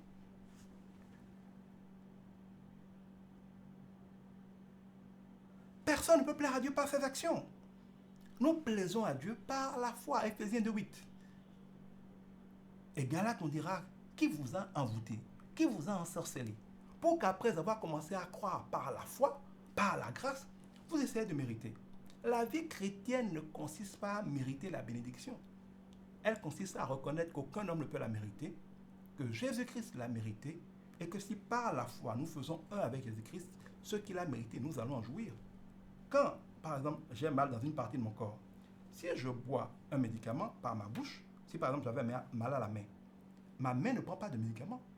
Mais si par ma bouche je bois le médicament, dès que le médicament rentre dans mon corps, Si mon pied avait mal, je n'aurais plus mal. Si mon dos avait mal, je n'aurais plus mal. Si ma main avait mal, je n'aurais plus mal. Donc, dès que la solution rentre dans mon corps, toutes les parties de mon corps en jouissent. Jésus-Christ à la croix a payé le prix pour saisir toute la gloire, la santé, la puissance, l'abondance. En conséquence, tous ceux qui sont membres du corps de Christ peuvent jouir de cela. On devient membre du corps de Christ comment? En donnant sa vie à Jésus-Christ, c'est-à-dire en disant, Seigneur, tu m'as créé pour vivre au travers de moi. Nous n'avons pas été créés pour faire notre vie et venir dire à Dieu, bravo, j'ai réussi. Non, nous avons été créés pour nous laisser entre les mains de Dieu afin qu'il vive au travers de nous. C'est comme quand j'achète une voiture, ce n'est pas pour que ma voiture circule, fasse des courses, c'est pour que ma voiture ne bouge pas quand je ne l'ai pas démarrée, mais quand je la démarre, qu'elle réagisse et qu'elle fasse ce que je veux. Si je veux avancer, qu'elle avance, si je veux reculer, qu'elle recule, si je veux tourner, qu'elle tourne, si je ne bouge pas, qu'elle ne bouge pas. Ça représente dans la Bible l'anneau que Jésus a fait détacher à Jérusalem en disant, le maître en a besoin. Chacune de nos vies a un anneau que le maître veut monter. Ce n'est pas un anneau qui doit aller faire des courses pour le maître. Nous n'avons pas été créés pour vivre notre vie. Nous avons été créés pour que Dieu vive sa vie au travers de nous. Naître de nouveau, c'est mourir à l'état d'esprit où on croyait que notre vie était pour nous, on veut la gérer comme on veut. Évidemment, on échoue. Qu'est-ce qu'un âne peut faire tout seul dans la ville? Qu'est-ce qu'un véhicule qui roule tout seul peut faire? Ils n'ont pas été créés pour ça. Ils ont été créés pour être conduits. Nous avons beaucoup de problèmes parce que nous vivons comme si nous avions été créés pour vivre notre vie seule. Non! Nous avons été créés pour être conduits. Si nous ne sommes pas conduits par l'Esprit de Dieu, nous sommes conduits par l'Esprit du diable. Hélas, depuis Adam et Ève, par défaut, quand Dieu n'est pas là, c'est le diable qui nous conduit. Il nous conduit dans la maladie, dans la mort, dans les problèmes, dans la déchéance, dans l'humiliation, dans la honte. Parce qu'il est notre conducteur par défaut. Quand on est fatigué de cette vie, on revient à Dieu. On dit, je demande pardon. J'ai compris que je n'étais pas censé vivre comme ça. Je meurs. Je me suicide spirituellement, pas physiquement. Quand les gens ont des problèmes, ils ont envie de se suicider. Pourquoi? Parce qu'ils disent bien que cette vie ne peut pas continuer, on ne va jamais s'en sortir. Ils ont raison. À la différence que notre vrai nous, ce n'est pas notre corps, c'est notre esprit. Quand on est fatigué de la vie, on a besoin de se suicider. Mais pas de suicider le corps, de suicider l'esprit qui est fatigué. Quand on suicide notre esprit du vieil homme, l'esprit hérité d'Adam et Ève, on dit à l'esprit de Dieu, l'esprit de Christ, c'est toi qui m'as créé pour faire ta vie. Viens, reprends ta place. À partir d'aujourd'hui, par ta parole, le B, qui est ton esprit, je vais la méditer, je vais m'en nourrir, je vais m'en remplir, je vais la laisser prendre le contrôle de mon être, de mes pensées, de mes paroles, de mes actions, de mes réactions. Je veux que, étant rempli de ta parole, ce soit ta parole qui est ton esprit, qui reprenne le contrôle de ma vie. Et que désormais, je ne vive plus par les pensées du monde, le diable qui me téléguide, mais que ce soit toi qui vives au travers de moi qui me téléguide. À partir de ce moment-là, dès que par la foi, on a dit à Dieu, je t'ouvre mon cœur. Viens, il dit, je suis à la porte, je frappe. Si quelqu'un m'ouvre, je rentrerai chez lui. Ouvre ton cœur, ce n'est pas compliqué. Dis, Seigneur, je m'abandonne à toi. Viens. Si tu crois que tu n'es pas capable tout seul, que tu renonces, que tu meurs à cet état d'esprit, ce qu'on appelle mourir à soi, et que tu nais de nouveau à la vie de Christ en toi, à la vie du Saint-Esprit en toi, que tu te considères comme, oui, un corps qui est toujours là. C'est comme un véhicule qui était conduit par un qui appartenait à un braqueur. On rachète, par exemple, ce véhicule au braqueur, on me le donne moi, par exemple, qui suis pasteur. Le véhicule n'a pas changé, mais le propriétaire a changé, le conducteur a changé. Si le véhicule allait tout le temps dans les ghettos, maintenant il ira tout le temps dans les églises ou faire de l'évangélisation. La vie d'un véhicule change quand le propriétaire a changé. Notre corps n'est qu'un véhicule qui avant était conduit par le diable, et donc qui était conduit par le diable comme un braqueur dans les problèmes. Mais quand notre vie est rachetée par Jésus-Christ, qui en a payé le prix par son sang à la croix, et que c'est lui qui devient le chauffeur, il nous conduira dans l'abondance, dans la vie agréable, dans la gloire. Évidemment, quand nous lui donnons notre vie, il y a un temps pendant lequel il doit prendre racine en nous. Nous devons le connaître, nous devons manger sa parole, nous devons laisser sa parole renouveler notre intelligence et que son esprit qui est en nous, qui est saint, qui nous rend déjà saints, petit à petit prenne le contrôle de nos émotions, de nos désirs, de notre manière d'agir et règne totalement en nous. Il dit dans sa parole, bien-aimé, je souhaite que tu sois en bonne santé et que tu prospères à tous les égards, comme prospère l'état de ton âme. Notre prospérité, notre bien-être, notre santé sont toujours des fonctions mathématiques de la prospérité de notre âme. Notre âme, c'est nos désirs, c'est nos émotions, c'est nos envies. Quand nous naissons de nouveau, l'Esprit de Dieu est en nous, nous sommes totalement saints. C'est pour ça que quand quelqu'un est de nouveau, quel que soit ce qui se passe par la suite, s'il meurt, il ira au ciel. À moins qu'il ait officiellement et délibérément renoncé à l'Esprit de Dieu. Ce que peu de gens font. Mais dès que nous sommes saints par notre esprit, nous ne sommes pas qu'esprit, nous sommes âme et nous sommes corps.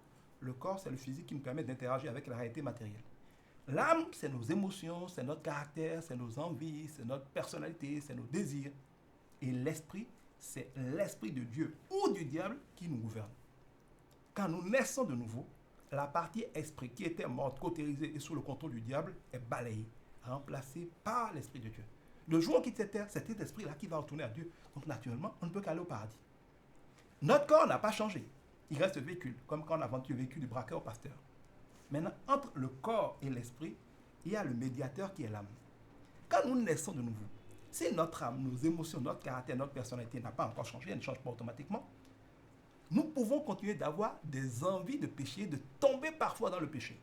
C'est pour ça que Dieu dit, 7 fois le juste tombe. Pourquoi il appelle le juste alors qu'il est tombé? Parce que le fait de tomber ne change au fait qu'il est juste. La justice, c'est une nature. Ce n'est pas un adjectif selon ce qu'on fait.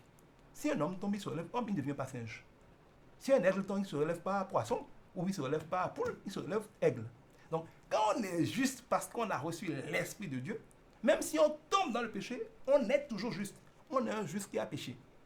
De la même manière, celui qui est dans l'iniquité, celui qui est un pécheur spirituellement, par nature, même quand il commet une bonne action, c'est un pécheur qui a commis une bonne action. Ce n'est pas un juste. C'est Dieu qui définit ce qu'est un juste. Un juste, c'est celui qui a reconnu qu'il est pécheur et qui a reçu en lui l'esprit du seul juste, Jésus-Christ. C'est pour ça que nous sommes justifiés par la foi en Jésus-Christ et rien que cela. Une fois que cela est fait, que notre esprit est saint, vous allez voir que si avant, vous commettiez des péchés, votre corps commet le péché, votre âme est complice avec lui, avant d'être nouveau, vous n'avez pas d'état d'âme, vous n'avez pas de problème de conscience quand vous commettez le péché. Parce que tout en vous appartient au diable. Mais quand vous naissez nouveau, même si personne n'est là, même si personne ne vous a vu, parfois même avant de commettre le péché, dès que vous commettez le péché, ou dès que vous êtes sur le point de commettre le péché, vous perdez la paix du cœur. C'est-à-dire que votre corps et votre âme sont en train de tomber, mais votre esprit qui désormais est le Saint-Esprit se dissocie d'eux et vous condamne. C'est pour ça qu'alors qu'il n'y a personne qui vous ait vu, vous perdez la paix, vous vous sentez condamné, vous vous sentez accusé, vous vous sentez tellement triste que même si personne ne vous a vu, vous êtes obligé seul à seul avec Dieu de lui demander pardon. Parce que même si votre corps tombe et que votre âme l'a poussé à tomber, ces deux-là sont maintenant en face du Saint-Esprit de Dieu habitant en vous, qui fait que vous êtes désormais saint et lui n'est plus jamais complice du péché. C'est parce qu'il n'est pas complice du péché que vous avez la conviction de péché, que vous perdez la paix quand vous péchez. Et ça veut dire que quand vous êtes en train de vouloir pécher, votre nouvel esprit, qui est l'esprit de Christ en vous, vous dit, pourquoi vous êtes condamné? Moi, je ne suis pas dedans. C'est comme si 3 personnes étaient amies. Maintenant, l'un d'entre eux est devenu juste. Quand les 2 autres veulent braquer, lui dit, moi je ne suis pas dans le braquage, je ne vous suis pas. Ce seul fait l'affaire qu'on ne peut plus l'accuser d'être complice. Désormais, quand vous naissez de nouveau, le Saint-Esprit est votre esprit. Plus jamais n'accepte d'être complice. Parfois, vous allez simplement avoir une mauvaise pensée, vous allez perdre la paix du cœur. Les mauvaises actions, n'en parlons pas. Ça veut dire qu'il y a en vous désormais le Saint-Esprit qui se dissocie de vos péchés. La chair peut tomber 7 fois, donc un homme parfait pouvait tomber. L'âme peut commettre des péchés. Elle a besoin que par la parole de Dieu et la pratique de la vie de Dieu, son intelligence, son comportement soit renouvelé. Elle a besoin d'être domptée, assujettie par la vie de l'esprit. Cela viendra progressivement à mesure que vous grandissez en autorité, en statut spirituel, devant Dieu, devant les hommes. Mais quoi que vous fassiez, vous pouvez avoir des châtiments terrestres parce que qui aime bien châtie bien. Dieu est avec vous, il est votre esprit, il est l'esprit du Père en vous, il vous a assuré pour la vie éternelle. Mais si dans la chair et par là vous tombez dans le péché, Dieu peut comme tout bon Père vous châtier. Vous allez avoir des problèmes, vous allez récolter certaines choses. Mais il évitera, vous ne serez plus condamné à mort, vous n'irez plus en enfer. Vous ne serez plus comme quelqu'un qui est damné et c'est fini, il est perdu, il est sous la malédiction éternelle. Non, il suffira de vous repentir, vous serez pardonné, Dieu fera de vos grâces. Mais ça ne veut pas dire que du jour au lendemain vous ne commettrez plus de péché. Mais même quand vous commettez de péché, si vous êtes vraiment né de nouveau, 7 fois vous pouvez tomber dans le péché, autant de fois Dieu vous relèvera. Ça veut dire que comme un enfant qui apprend à marcher, le Père voit que vous êtes en train de vous débattre. Il dit, allez-y, bravo, du courage, avance, encore un pas, ne te décourage pas, lève-toi. Il ne voit pas les erreurs, il voit les progrès. Il ne voit pas la chute, il voit le cœur qui se débat pour lui plaire.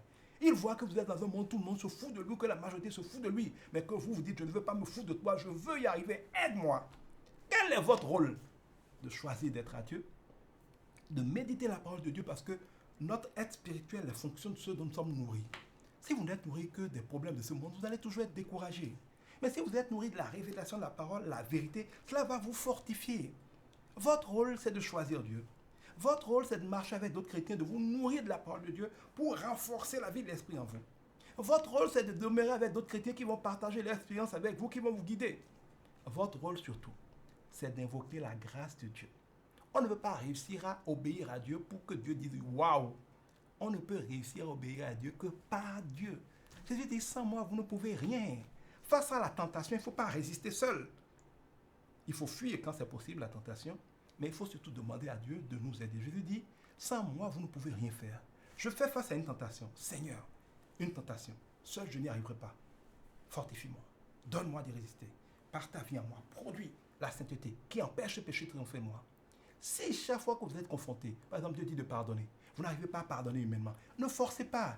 Décidez de pardonner, c'est important. Mais quand vous décidez de pardonner et que vous n'avez pas la force de pardonner, ne forcez pas, dites Seigneur, je veux pardonner parce que tu as dit de pardonner. Et je sais que c'est mieux pour moi de pardonner. Parce que si je ne pardonne pas, tu ne peux pas me pardonner. Si tu ne peux pas me pardonner, tu ne peux pas me bénir. Donc je sais que Satan veut se foutre de moi en faisant de moi quelqu'un qui ne pardonne pas. Je veux pardonner, mais ça fait trop mal. Je n'y arrive pas. Oh Seigneur, ce n'est plus moi qui vis, c'est toi qui vis en moi.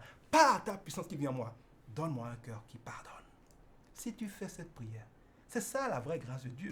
La grâce de Dieu, ce n'est pas qu'un cadeau. C'est la puissance de Dieu qui fait en toi ce que Dieu veut qu'on fasse. C'est la puissance de Dieu qui te fait vivre saintement parce que le Saint-Esprit est en toi. Le Saint-Esprit vient pour que nous vivions une vie sainte. Il ne vient pas parce qu'on a vécu une vie sainte.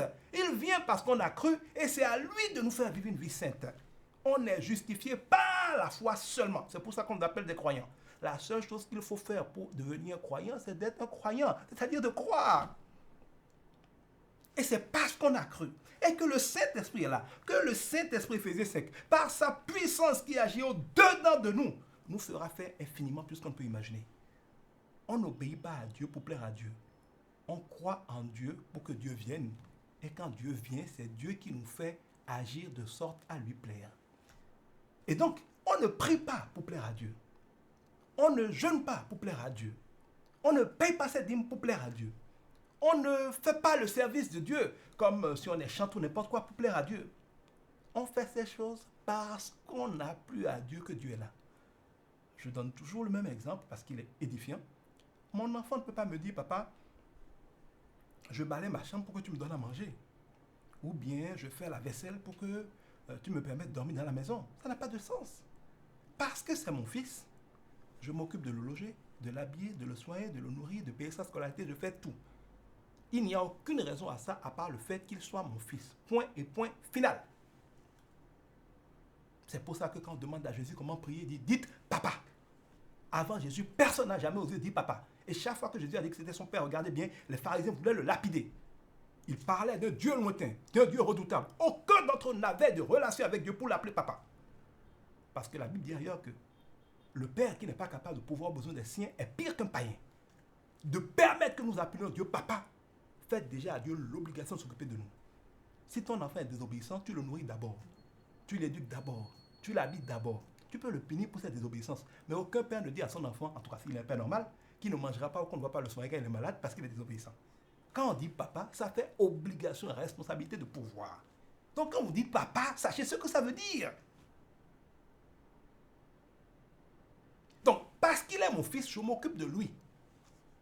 Parce que je m'occupe de lui, parce qu'il est mon fils, et qu'il va à l'école à mes frais, payant la scolarité, payant les fournitures, payant le répétiteur, payant son déplacement, je m'attends à ce qu'il travaille bien à l'école. Et parce que j'ai assumé mon rôle, il va bien travailler à l'école, il va peut-être être premier. Il n'est pas devenu premier pour que je m'occupe de lui. Il est devenu premier, il a excellé à l'école parce que je m'occupe de lui. Quand je vais dire, balaie ta chambre avant de sortir, il ne le fera pas pour que je m'occupe de lui. Il le fait parce que je m'occupe de lui. Si je dis, si tu te comportes mal, je vais te punir, il n'obéit pas pour que je m'occupe de lui en tant que père. Il sait que même si je dois le punir, je vais d'abord le nourrir. Et s'il est malade, je vais quand même le soigner, même si je dois le punir. Je peux lui demander d'être un bon garçon, une bonne fille, parce que je m'occupe de lui. Dieu ne nous demande pas de prier pour s'occuper de nous. Il nous demande de prier parce qu'il s'occupe de nous. Je lui dirai, Père, je sais que tu m'exauces toujours.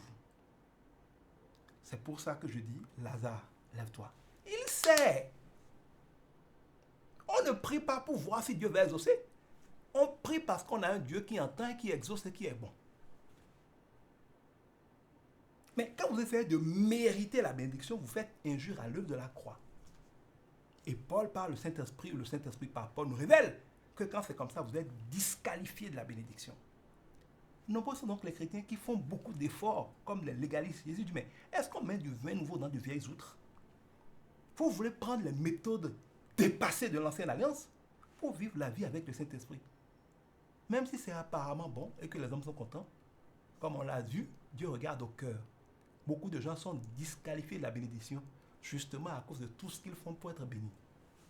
Mais pourquoi malgré tout ce que j'ai fait, rien ne marche? Justement parce que tu crois que ce que tu fais peut faire marcher les choses. Pourquoi les chrétiens prient au nom de Jésus-Christ? Ils prient au nom de Jésus-Christ parce que Jésus-Christ est la seule chose qu'on peut présenter à Dieu à la question de savoir pourquoi tu estimes que tu es digne d'être béni. Le simple fait de compter sur autre chose que ça pour être béni suffit pour que vous n'ayez rien. La question n'est donc pas souvent de savoir qu'est-ce qu'il faut faire pour que ça marche. C'est comment être. Qu'est-ce qu'il faut croire pour que ça marche. Il nous en est fait non pas selon nos actions, mais selon notre foi. La foi est un état d'esprit. C'est vrai que le bon état d'esprit va produire une bonne attitude, de bonnes paroles, de bons comportements. Mais le comportement n'est pas ce que Dieu regarde. Il regarde l'état d'esprit, le cœur qu'il y a derrière. Pour comprendre pourquoi certaines choses ne bougent pas dans votre vie, vous devez chercher à comprendre si vous avez l'état d'esprit que Dieu veut. Si vous êtes sur la fréquence spirituelle qui permet d'être connecté à Dieu et de voir la grâce de Dieu couler dans votre vie. Parce que tout ce que Dieu nous a promis, nous ne pouvons en jouir que par son esprit, par sa grâce. Ça ne veut pas dire qu'on ne fera rien. Mais ça veut dire que c'est par sa grâce que nous le ferons. C'est par plus grâce qu'il donne. C'est la grâce qui nous aide à faire, même s'il fallait faire. Avec la grâce, on peut faire et voir des fruits. Sans la grâce, on peut tout faire sans aucun résultat. Parce que rien de ce qui est fait par orgueil, sans que ce ne soit par la grâce, n'est agréable à Dieu. Alors, je vois quelqu'un me demander pourquoi je répète la même chose d'Annick. Vous savez, Paul nous dira, je crois, si je ne me trompe pas, qu'il ne veut connaître en nous qu'une seule chose, Jésus-Christ et Jésus-Christ ressuscité.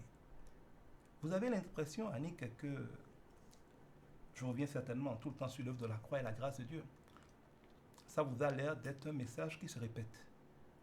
Mais c'est ça le problème des chrétiens que nous sommes. Nous confondons connaissance intellectuelle et connaissance. Quand la Bible dit que vous connaîtrez la vérité et que la vérité vous rendra libre, ce n'est pas une connaissance intellectuelle, ce n'est pas un savoir intellectuel, ça ne rend personne libre. Le mot connaître là est le même qui est utilisé pour dire que Adam connut Ève et ils eurent Caïn et Abel. C'est une connaissance expérimentale. C'est une connaissance par l'expérience, c'est intime. Quand par exemple on dit que Dieu est puissant, il est le Dieu des miracles, le savoir, l'avoir tout le temps lu, c'est une chose. Mais si quand il y a des problèmes, vous vous retrouvez à avoir peur, ça veut dire que même si vous savez intellectuellement que Dieu est le Dieu des miracles, vous ne connaissez pas par expérience le Dieu des miracles. Mais quand un certain nombre de choses, dans la maladie, dans les finances, dans la prison, dans d'autres choses vont vous arriver, dans des situations désespérées, où il n'y avait plus rien à espérer, vous-même vous étiez déjà convaincu tout le monde que c'est fini, et que par un scénario inimaginable, Dieu va vous tirer d'affaire, de sorte que tout le monde voit que ça c'est Dieu, il n'y a rien d'autre, vous allez acquérir un petit plus de connaissance par l'expérience de ce que ça veut dire que c'est un Dieu des miracles. Plus ça va vous arriver, plus petit à petit vous allez voir que quand des situations qui avant vous ébranlaient et vous faisaient peur arrivent, vous aurez un calme et une foi qui n'est pas juste le fait d'une connaissance intellectuelle, mais qui est le fait que vous avez connu la vérité que Dieu est un Dieu des miracles par l'expérience. C'est d'ailleurs l'une des vocations des épreuves. Chaque épreuve de notre vie est aussi une occasion par laquelle Dieu nous révèle des choses qu'on lit, on lit des versets, on connaît. Mais on connaît, nos vies prouvent qu'on ne connaît pas. Et beaucoup, à l'église, nous aimons bien faire les grandes théologies, les grands discours, mais la vérité de la parole de Dieu, toute la puissance de Dieu, tout ce qu'il nous faut pour jouir de Dieu est là, dans l'équation du salut par la grâce. Ce n'est pas jeûner, ce n'est pas prier, ce n'est pas les choses compliquées. Et toute prédication, tout enseignement qui ne part pas de Jésus-Christ et qui ne revient pas à Jésus-Christ, toute prédication qui ne consiste pas à montrer aux gens qu'il est l'alpha et l'oméga, le seul chemin, la seule porte, la seule solution, la seule manière d'expérimenter la vie, si quel que soit le problème qu'on pense sur quelqu'un que ce soit, on ne revient pas à cette vérité centrale. Il dit la vie éternelle, c'est de connaître Jésus-Christ. Je ne veux connaître en vous qu'une seule chose, parce que cette seule chose-là est tout. Ça ne sert à rien d'empiler des théories, d'être incapable de comprendre cette chose centrale. Et croyez-moi, le savoir intellectuellement ne suffit pas. Même moi qui vous l'enseigne, j'ai beau le savoir intellectuellement. C'est dans la nature humaine que, confronté aux défis de la vie, oui, on progresse, oui, on s'améliore. Mais croyez-moi, le salut par la grâce est une folie pour la nature humaine.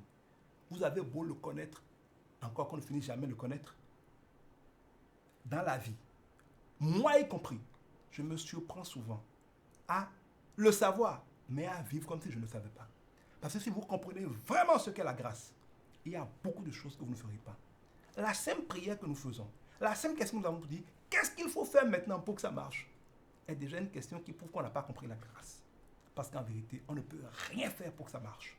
Dieu dit quelque part, quand l'heure de ce que j'ai promis sonnera, c'est moi-même qui attrapera les choses. Ça ne veut pas dire qu'il faut dormir, qu'on n'a rien à faire.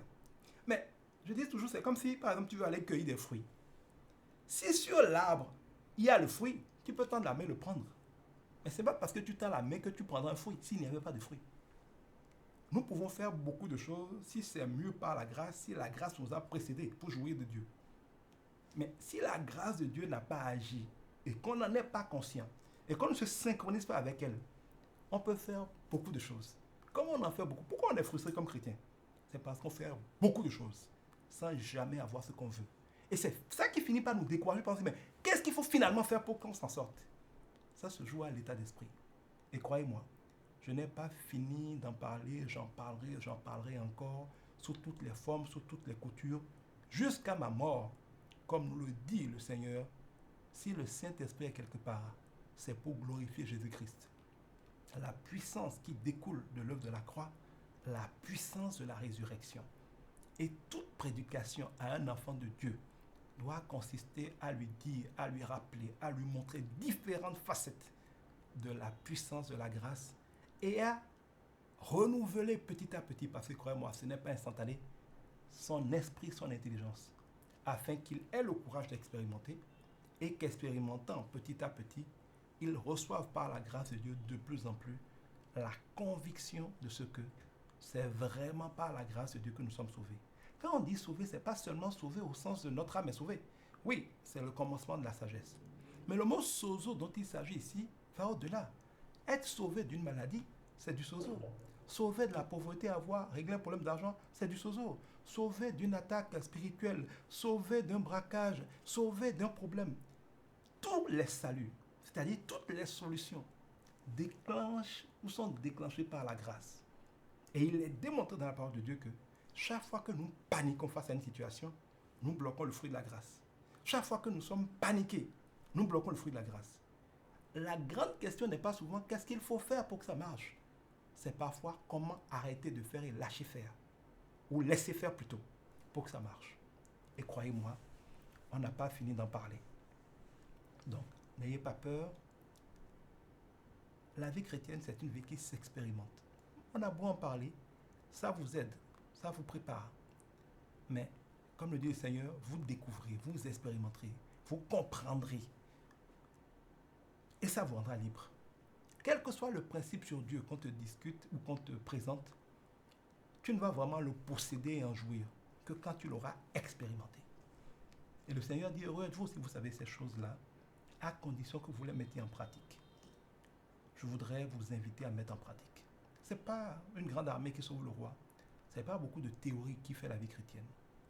c'est des choses simples, comprises véritablement, en esprit et en vérité, et appliquées. Et vous verrez qu'à essayer de le pratiquer, c'est pas si simple que ça. Et que on ne peut pas en parler trop. Si j'en parle trop, je veux voir trop de fruits de ça dans vos vies, dans nos vies. Je suis convaincu qu'on est loin de cela. Parce que tout dans notre quotidien aujourd'hui nous éloigne de la fondation, nous éloigne du cœur de ce qui fait la puissance de Dieu. Et c'est pour ça que Dieu nous dira, je crois, dans 2 Timothée, que dans les derniers temps, les gens garderont les apparences extérieures de la foi, mais sans ce qui en fait la puissance. C'est ça la puissance de la vraie chrétienté. Et tant que nous ne revenons pas à ça, et croyez-moi, lâchez prise, laissez Dieu faire, croire que Dieu l'a fait par pure grâce, moins se demander comment avoir, mais plutôt cultiver comment recevoir. Oh Seigneur, donne-moi la grâce d'en parler mieux, plus et encore. On n'a pas fini d'en dire le 10e. Je vais regarder s'il y a des questions essentielles en attente avant de conclure. Je rappelle à ceux qui sont arrivés pendant le direct que demain, de 19h à 21h, je donne en direct un séminaire sur comment augmenter d'au moins 50%, donc de moitié, vos profits, pas votre chiffre d'affaires. On peut augmenter un chiffre d'affaires et faire des pertes. Comment augmenter au moins de 50% vos profits dans vos affaires, dans votre entreprise, dans votre commerce. Si vous êtes professionnel libéral, c'est pareil. Ça va être le séminaire demain de 19h à 21h, aussi sur toutes les plateformes YouTube, Facebook, TikTok et sur Google Meet. Et mardi, donc le 9 avril, à la même heure, 19h à 21h, ça va être un séminaire pour les organisations sans but lucratif. Comment les associations, les églises, les ONG, tout ce qui est association, comment accroître, comment améliorer son impact, parce qu'on a beaucoup d'ONG qui n'arrivent pas à avoir de l'impact, soit faute de budget, soit faute d'organisation, comment être efficace, comment créer les résultats qui sont en rapport avec notre mission, et surtout, comment en conséquence accroître sa valeur pour que des gens qui sont des investisseurs, des bailleurs de fonds, de potentiels partenaires puissent s'intéresser à nous et travailler avec nous. Il y aura d'autres séminaires, aussi bien pour les entrepreneurs que pour les ONG, mais ça, c'est les 2 séminaires de cette semaine. Lundi 8 avril, 19h à 21h, comment augmenter de moitié ses profits. Et mardi 9 avril, 19h aussi, comment accroître l'impact de son ONG et sa valeur pour de potentiels bailleurs. Ces séminaires seront gratuits en ligne en direct, mais ceux qui ne pourront pas les suivre en ligne pourront avoir après les liens audio en payant 10 000 francs CFA à cause de la logistique que cela nous impose. Amen Zoflo.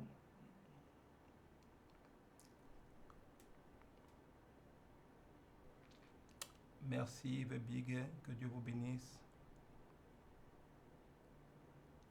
Merci Elikon, que Dieu vous bénisse aussi, nous fasse la grâce de pratiquer tout ça.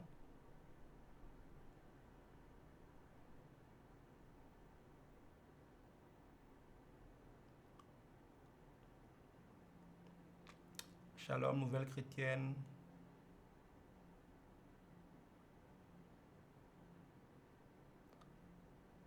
J'essaie de voir si j'ai oublié d'écrire des questions.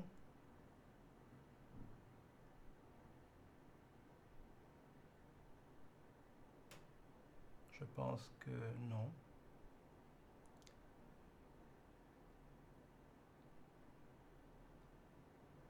Alors, quelqu'un a demandé quel est le sujet. Je dirais qu'il y en a eu plusieurs. Au début, on a parlé de ce que quelqu'un voulait savoir si en tant que chrétien, on peut accepter d'utiliser des plantes traditionnelles ou des rituels traditionnels ou des choses comme ça pour la guérison. La réponse est dans ce direct. Pour vous qui êtes sur TikTok, vous retrouverez l'intégralité du direct sur YouTube et sur ma page Facebook. Et vous le retrouverez aussi sur mon compte SoundCloud. Je crois que c'est bit donc .ly/guidibi2 bit.ly/guidibi2. Ça vous mène à ma page SoundCloud. Vous retrouverez en audio l'intégralité de ces directs. Alors la personne a demandé aussi si on peut se protéger avec ça. Alors, je crois que j'ai répondu, mais j'aimerais bien dire clairement que ces choses-là sont des choses qui ont des vertus. Surtout dans le domaine de la santé, on peut les utiliser. J'ai essayé d'expliquer au mieux dans quel cas on est en face d'une grâce de Dieu, d'un produit naturel qui a des vertus qu'on peut utiliser, et dans quel cas on est plutôt en pratique de charlatanisme et d'alliances sataniques et dangereuses. Et d'ailleurs, généralement, les plantes, les légumes, les choses naturelles peuvent nous guérir. Mais dès qu'on commence à dire protéger, c'est presque toujours de l'idolâtrie. Parce que l'être humain n'est pas censé, ne peut pas être protégé par la création. Il peut être guéri par la création. Ou si on dit protéger, ça peut être dans le sens, si par exemple on parle du corps, de vous donner certaines composantes nutritives pour votre corps pour que vous soyez en bonne santé. Dans ce sens de protéger, oui. Mais dans le sens de protéger spirituellement, il faut faire attention. Il y a beaucoup de charlatanisme et on tombe rapidement dans des alliances spirituelles non maîtrisées et donc qui ouvrent la porte à beaucoup de choses. Je vous les déconseille. Nous sommes protégés par Dieu. C'est lui qui campe autour de nous pour nous arracher à tout danger. Le Saint-Esprit est là, il nous enseigne toutes choses, il nous protège, il combat pour nous, ses anges sont autour de nous. On n'a pas besoin d'un citron pour se protéger ou de tel sel pour se protéger. Il est vrai, vous savez, je ne veux pas rentrer forcément dans les détails, mais vous savez, parfois il peut par exemple avoir, nos parents ont peut-être remarqué que telle plante par exemple, à cause de certaines de ses caractéristiques, avait tendance à être hostile ou à dégager des ondes, parce que tout est énergie, qui sont assez nuisibles, par exemple, à certains esprits. Par exemple, vous allez voir les sorciers aiment bien utiliser, par exemple, les hiboux. Ce n'est pas parce que l'hibou est un animal sorcier, Dieu n'a pas créé d'animal sorcier. Les hiboux vont opérer la nuit. Dieu dit que le malheur ou le méchant aime bien la nuit. Eh bien, quand tu veux te déplacer la nuit, tu préfères un véhicule qui a un phare qu'un véhicule qui n'a pas de phare. Eh bien, quand un sorcier va vouloir opérer la nuit, il aura besoin d'un animal, parce qu'il doit s'incarner. Je l'ai déjà expliqué, que pour agir sur la terre, les esprits ont besoin d'un corps. Quand l'esprit de la sorcellerie veut agir sur la terre, il est dans le sorcier, mais quand il veut se déplacer la nuit, il a besoin de se déplacer dans un véhicule qui est adapté au déplacement la nuit. Un oiseau, c'est facile pour se déplacer la nuit, et il y a des oiseaux qui ne voient pas la nuit, il y a d'autres qui voient la nuit. Le hibou fait partie, comme la chauve-souris, comme le chien, comme le chat, des animaux qui voient bien la nuit. Donc, si les sorciers affectionnent les hiboux, la preuve, il y a des blancs qui ont des hiboux comme animaux de compagnie qui dorment avec. Ça leur a jamais fait du mal. Donc, si les sorciers affectionnent les hiboux, c'est pas parce que l'hibou en lui-même est un animal sorcier. C'est parce que c'est un animal qui a des caractéristiques telles que il est intéressant et rentable pour l'esprit de la sorcellerie de le posséder pour opérer. C'est pour ça que quand il a voulu, par exemple, Jésus a chassé les esprits mauvais, ils ont demandé de leur permettre au moins de rentrer dans le port. Il est impur, il est sale, c'est des déchets, il aime se traîner dans la boue. Les esprits mauvais sont sales, donc ils vont dans un animal qui est sale et qui va leur permettre de rester sale. Bon, ils n'ont pas demandé d'aller dans un animal qui est réputé pur. Donc, les esprits mauvais peuvent, pour certaines raisons, affectionner davantage certains animaux que d'autres quand ils doivent, par exemple, faire des possessions démoniaques. Pour les mêmes raisons, il se peut que certains éléments de la nature, comme certaines plantes, aient des fréquences, je dirais, ou des énergies, dégagent une nature qui perturbe, par exemple, certains modes opératoires des esprits mauvais, des sorciers consorts. Et que de manière empirique, nos parents disent, par exemple, si vous plantez tel arbre dans votre maison, ça va faire fuir les sorciers. C'est peut-être vrai, mais quand vous n'êtes pas dans votre maison, qu'est-ce qui se passe? Ah, si vous mettez tel citron sur vous, il n'y aura pas d'accident. Et puis, donc, le jour où vous ne voyez pas de citron sur vous, vous allez faire des accidents. Admettons même que ça marche, parce que certaines de ces choses doivent être vraies, d'autres non. Pourquoi se limiter à devoir compter sur un citron ou sur un arbre que tu ne peux pas déplacer partout, quand tu as la possibilité d'avoir le Saint-Esprit qui te suit partout, qui ne dort pas, qui ne sommeille pas, qui même quand toi tu dors est là, quand pour tout du danger, qui est un bouclier vivant non seulement en bloquant l'ennemi qui arrive, mais en bloquant l'ennemi même dans sa conception, même dans ses pensées, même dans ses projets. En réalité, quand on connaît le Dieu merveilleux que nous avons, qui vient habiter en nous, et qu'il nous suffit de demander pour avoir, je ne vois pas pourquoi on se fatiguerait en certaines choses à dépendre des petits objets de la création pour se protéger. Là, je ne parle plus de guérison, quand nous avons le Dieu redoutable, éternel Dieu des armées qui nous protège. J'estime donc que de ce point de vue, on n'a pas besoin de ces choses-là pour se protéger, même si on peut, de manière rationnelle, en arriver à comprendre pourquoi certains d'entre eux sont évoqués comme étant capables de nous protéger. Voilà, je vais m'en arrêter là. Je vous remercie d'avoir été là. Merci à Fatima, Dorothée, Doulaï, les Hervé Nyankadia, vous qui êtes les fidèles parmi les fidèles. Merci à vous qui avez l'habitude d'être là, qui avez été là encore. Merci à ceux Pedro Ulrich, ça c'est les fidèles parmi les fidèles. Jean Van Gogh. J'ai donc répondu. Je vais à la fin du direct sur Facebook et YouTube mettre un titrage avec les questions qui ont été traitées. Vous pourrez voir. Je vous rappelle donc demain 19h lundi 8 avril et mardi 9 avril les séminaires qui sont là. Vous avez aussi, pour terminer, peut-être mon bio, parce que vous savez, j'ai beaucoup de groupes dans lesquels au quotidien je diffuse des choses. Il y a même un groupe sur la cuisine, les conseils pratiques, un groupe sur l'amour, le couple, un groupe sur l'intelligence artificielle, un groupe pour les entrepreneurs, un groupe pour des gens qui sont dans la vente, le marketing. Il y a des groupes sur la prospérité, il y a des groupes où j'enseigne tout ce qui est rapport au leadership, à la politique, au pouvoir. Il y a un groupe où on diffuse des centaines d'annonces d'offres d'emplois tous les jours, aussi bien les petits emplois que les boulots internationaux. On a un groupe pour les entrepreneurs, on a un groupe pour les ONG, on a un groupe pour les personnes âgées, les pépés, les mémés épanouis. On a beaucoup de groupes. Donc vous pouvez avoir tous ces groupes, y compris des groupes enfants. Parce que j'essaie avec mes interprètes de faire un boulot, de rendre tout ce que nous faisons, on ne peut pas faire tout, mais de mettre le maximum de choses que nous faisons de plus en plus enfants pour que nos parents qui ne comprennent que le fond puissent aussi en profiter. Ce n'est pas parce qu'on ne parle pas français qu'on est bête. Donc j'essaie vraiment de me sacrifier et c'est l'occasion de remercier vous tous qui nous soutenez par des offrandes, par des dîmes, de toutes les manières possibles. Souvent sur notre numéro, le Mobile Money, le 66 64 64 64. De temps en temps, certains d'entre vous nous soutiennent. Je vous remercie parce qu'il y a beaucoup de charges que nous assumons au quotidien pour justement produire tous ces contenus-là et pouvoir bénir les gens. Donc, si vous voulez connaître tous ces groupes-là, vous pouvez gratuitement rentrer pour chaque jour recevoir des conseils, des petites choses qui vous aident dans ces domaines-là. Vous pouvez aller sur ma bio. Donc, c'est, laissez-moi me rappeler, c'est bit.ly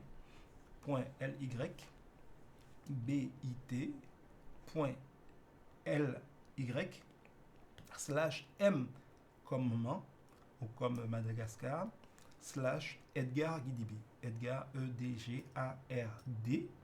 Guidibi G-U-I. D comme Dieu. I comme bonheur. B comme bonheur. I comme Italie. bit.ly/m comme maman /Edgar Guidibi. C'est une page bio. Vous avez la synthèse de tous les groupes, mon canal Facebook, les différents groupes qui sont là. Il vous suffira de choisir, d'intégrer ce que vous voulez. Cela pourra toujours vous être utile. Je vais terminer comme d'habitude en priant pour vous, en attendant que ceux d'entre vous qui êtes intéressés, on se voit demain. Excellent Père de gloire, je viens te rendre grâce. Merci pour mes frères, mes sœurs de différents endroits qui ont été avec nous ce soir, qui ont écouté, qui ont entendu. Seigneur, que toi-même tu leur expliques, que tu amplifies ça dans leur cœur et que tu les aides surtout à pouvoir le pratiquer. Tu dis que nous sommes heureux quand nous savons ces choses, mais encore plus quand nous les pratiquons. Qu'il te plaise de nous aider à le pratiquer, qu'il te plaise par ton esprit de prendre le contrôle. Donne que ceux qui ont besoin de guérison voient ta guérison. La guérison parfaite que tu as déjà téléchargée pour nous à la croix, par tes meurtrissures, tu as payé le prix pour que nous soyons guéris. Donne que ces guérisons soient maintenant téléchargées dans nos corps. Donne que t'étant fait pauvre pour que nous soyons riches, nous téléchargeons ta prospérité. Et que cette semaine soit pour nous une semaine de victoire, une semaine de bénédiction, une semaine de grâce, une semaine de faveur imméritée. Merci pour tout cela, Seigneur, dans le nom de Christ Jésus. Amen. Bonne soirée à chacun de vous.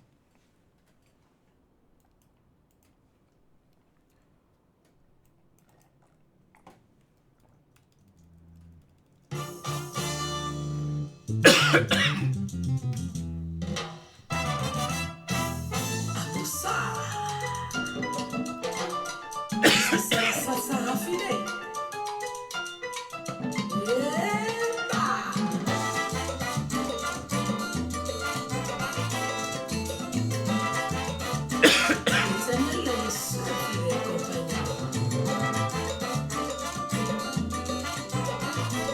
Le berger qui ne déçoit jamais. L'éternel fidèle compagnon qui ne déçoit jamais. Le berger qui conduit ses brebis, on ne fait pas tournage. Ne sois jamais déçu.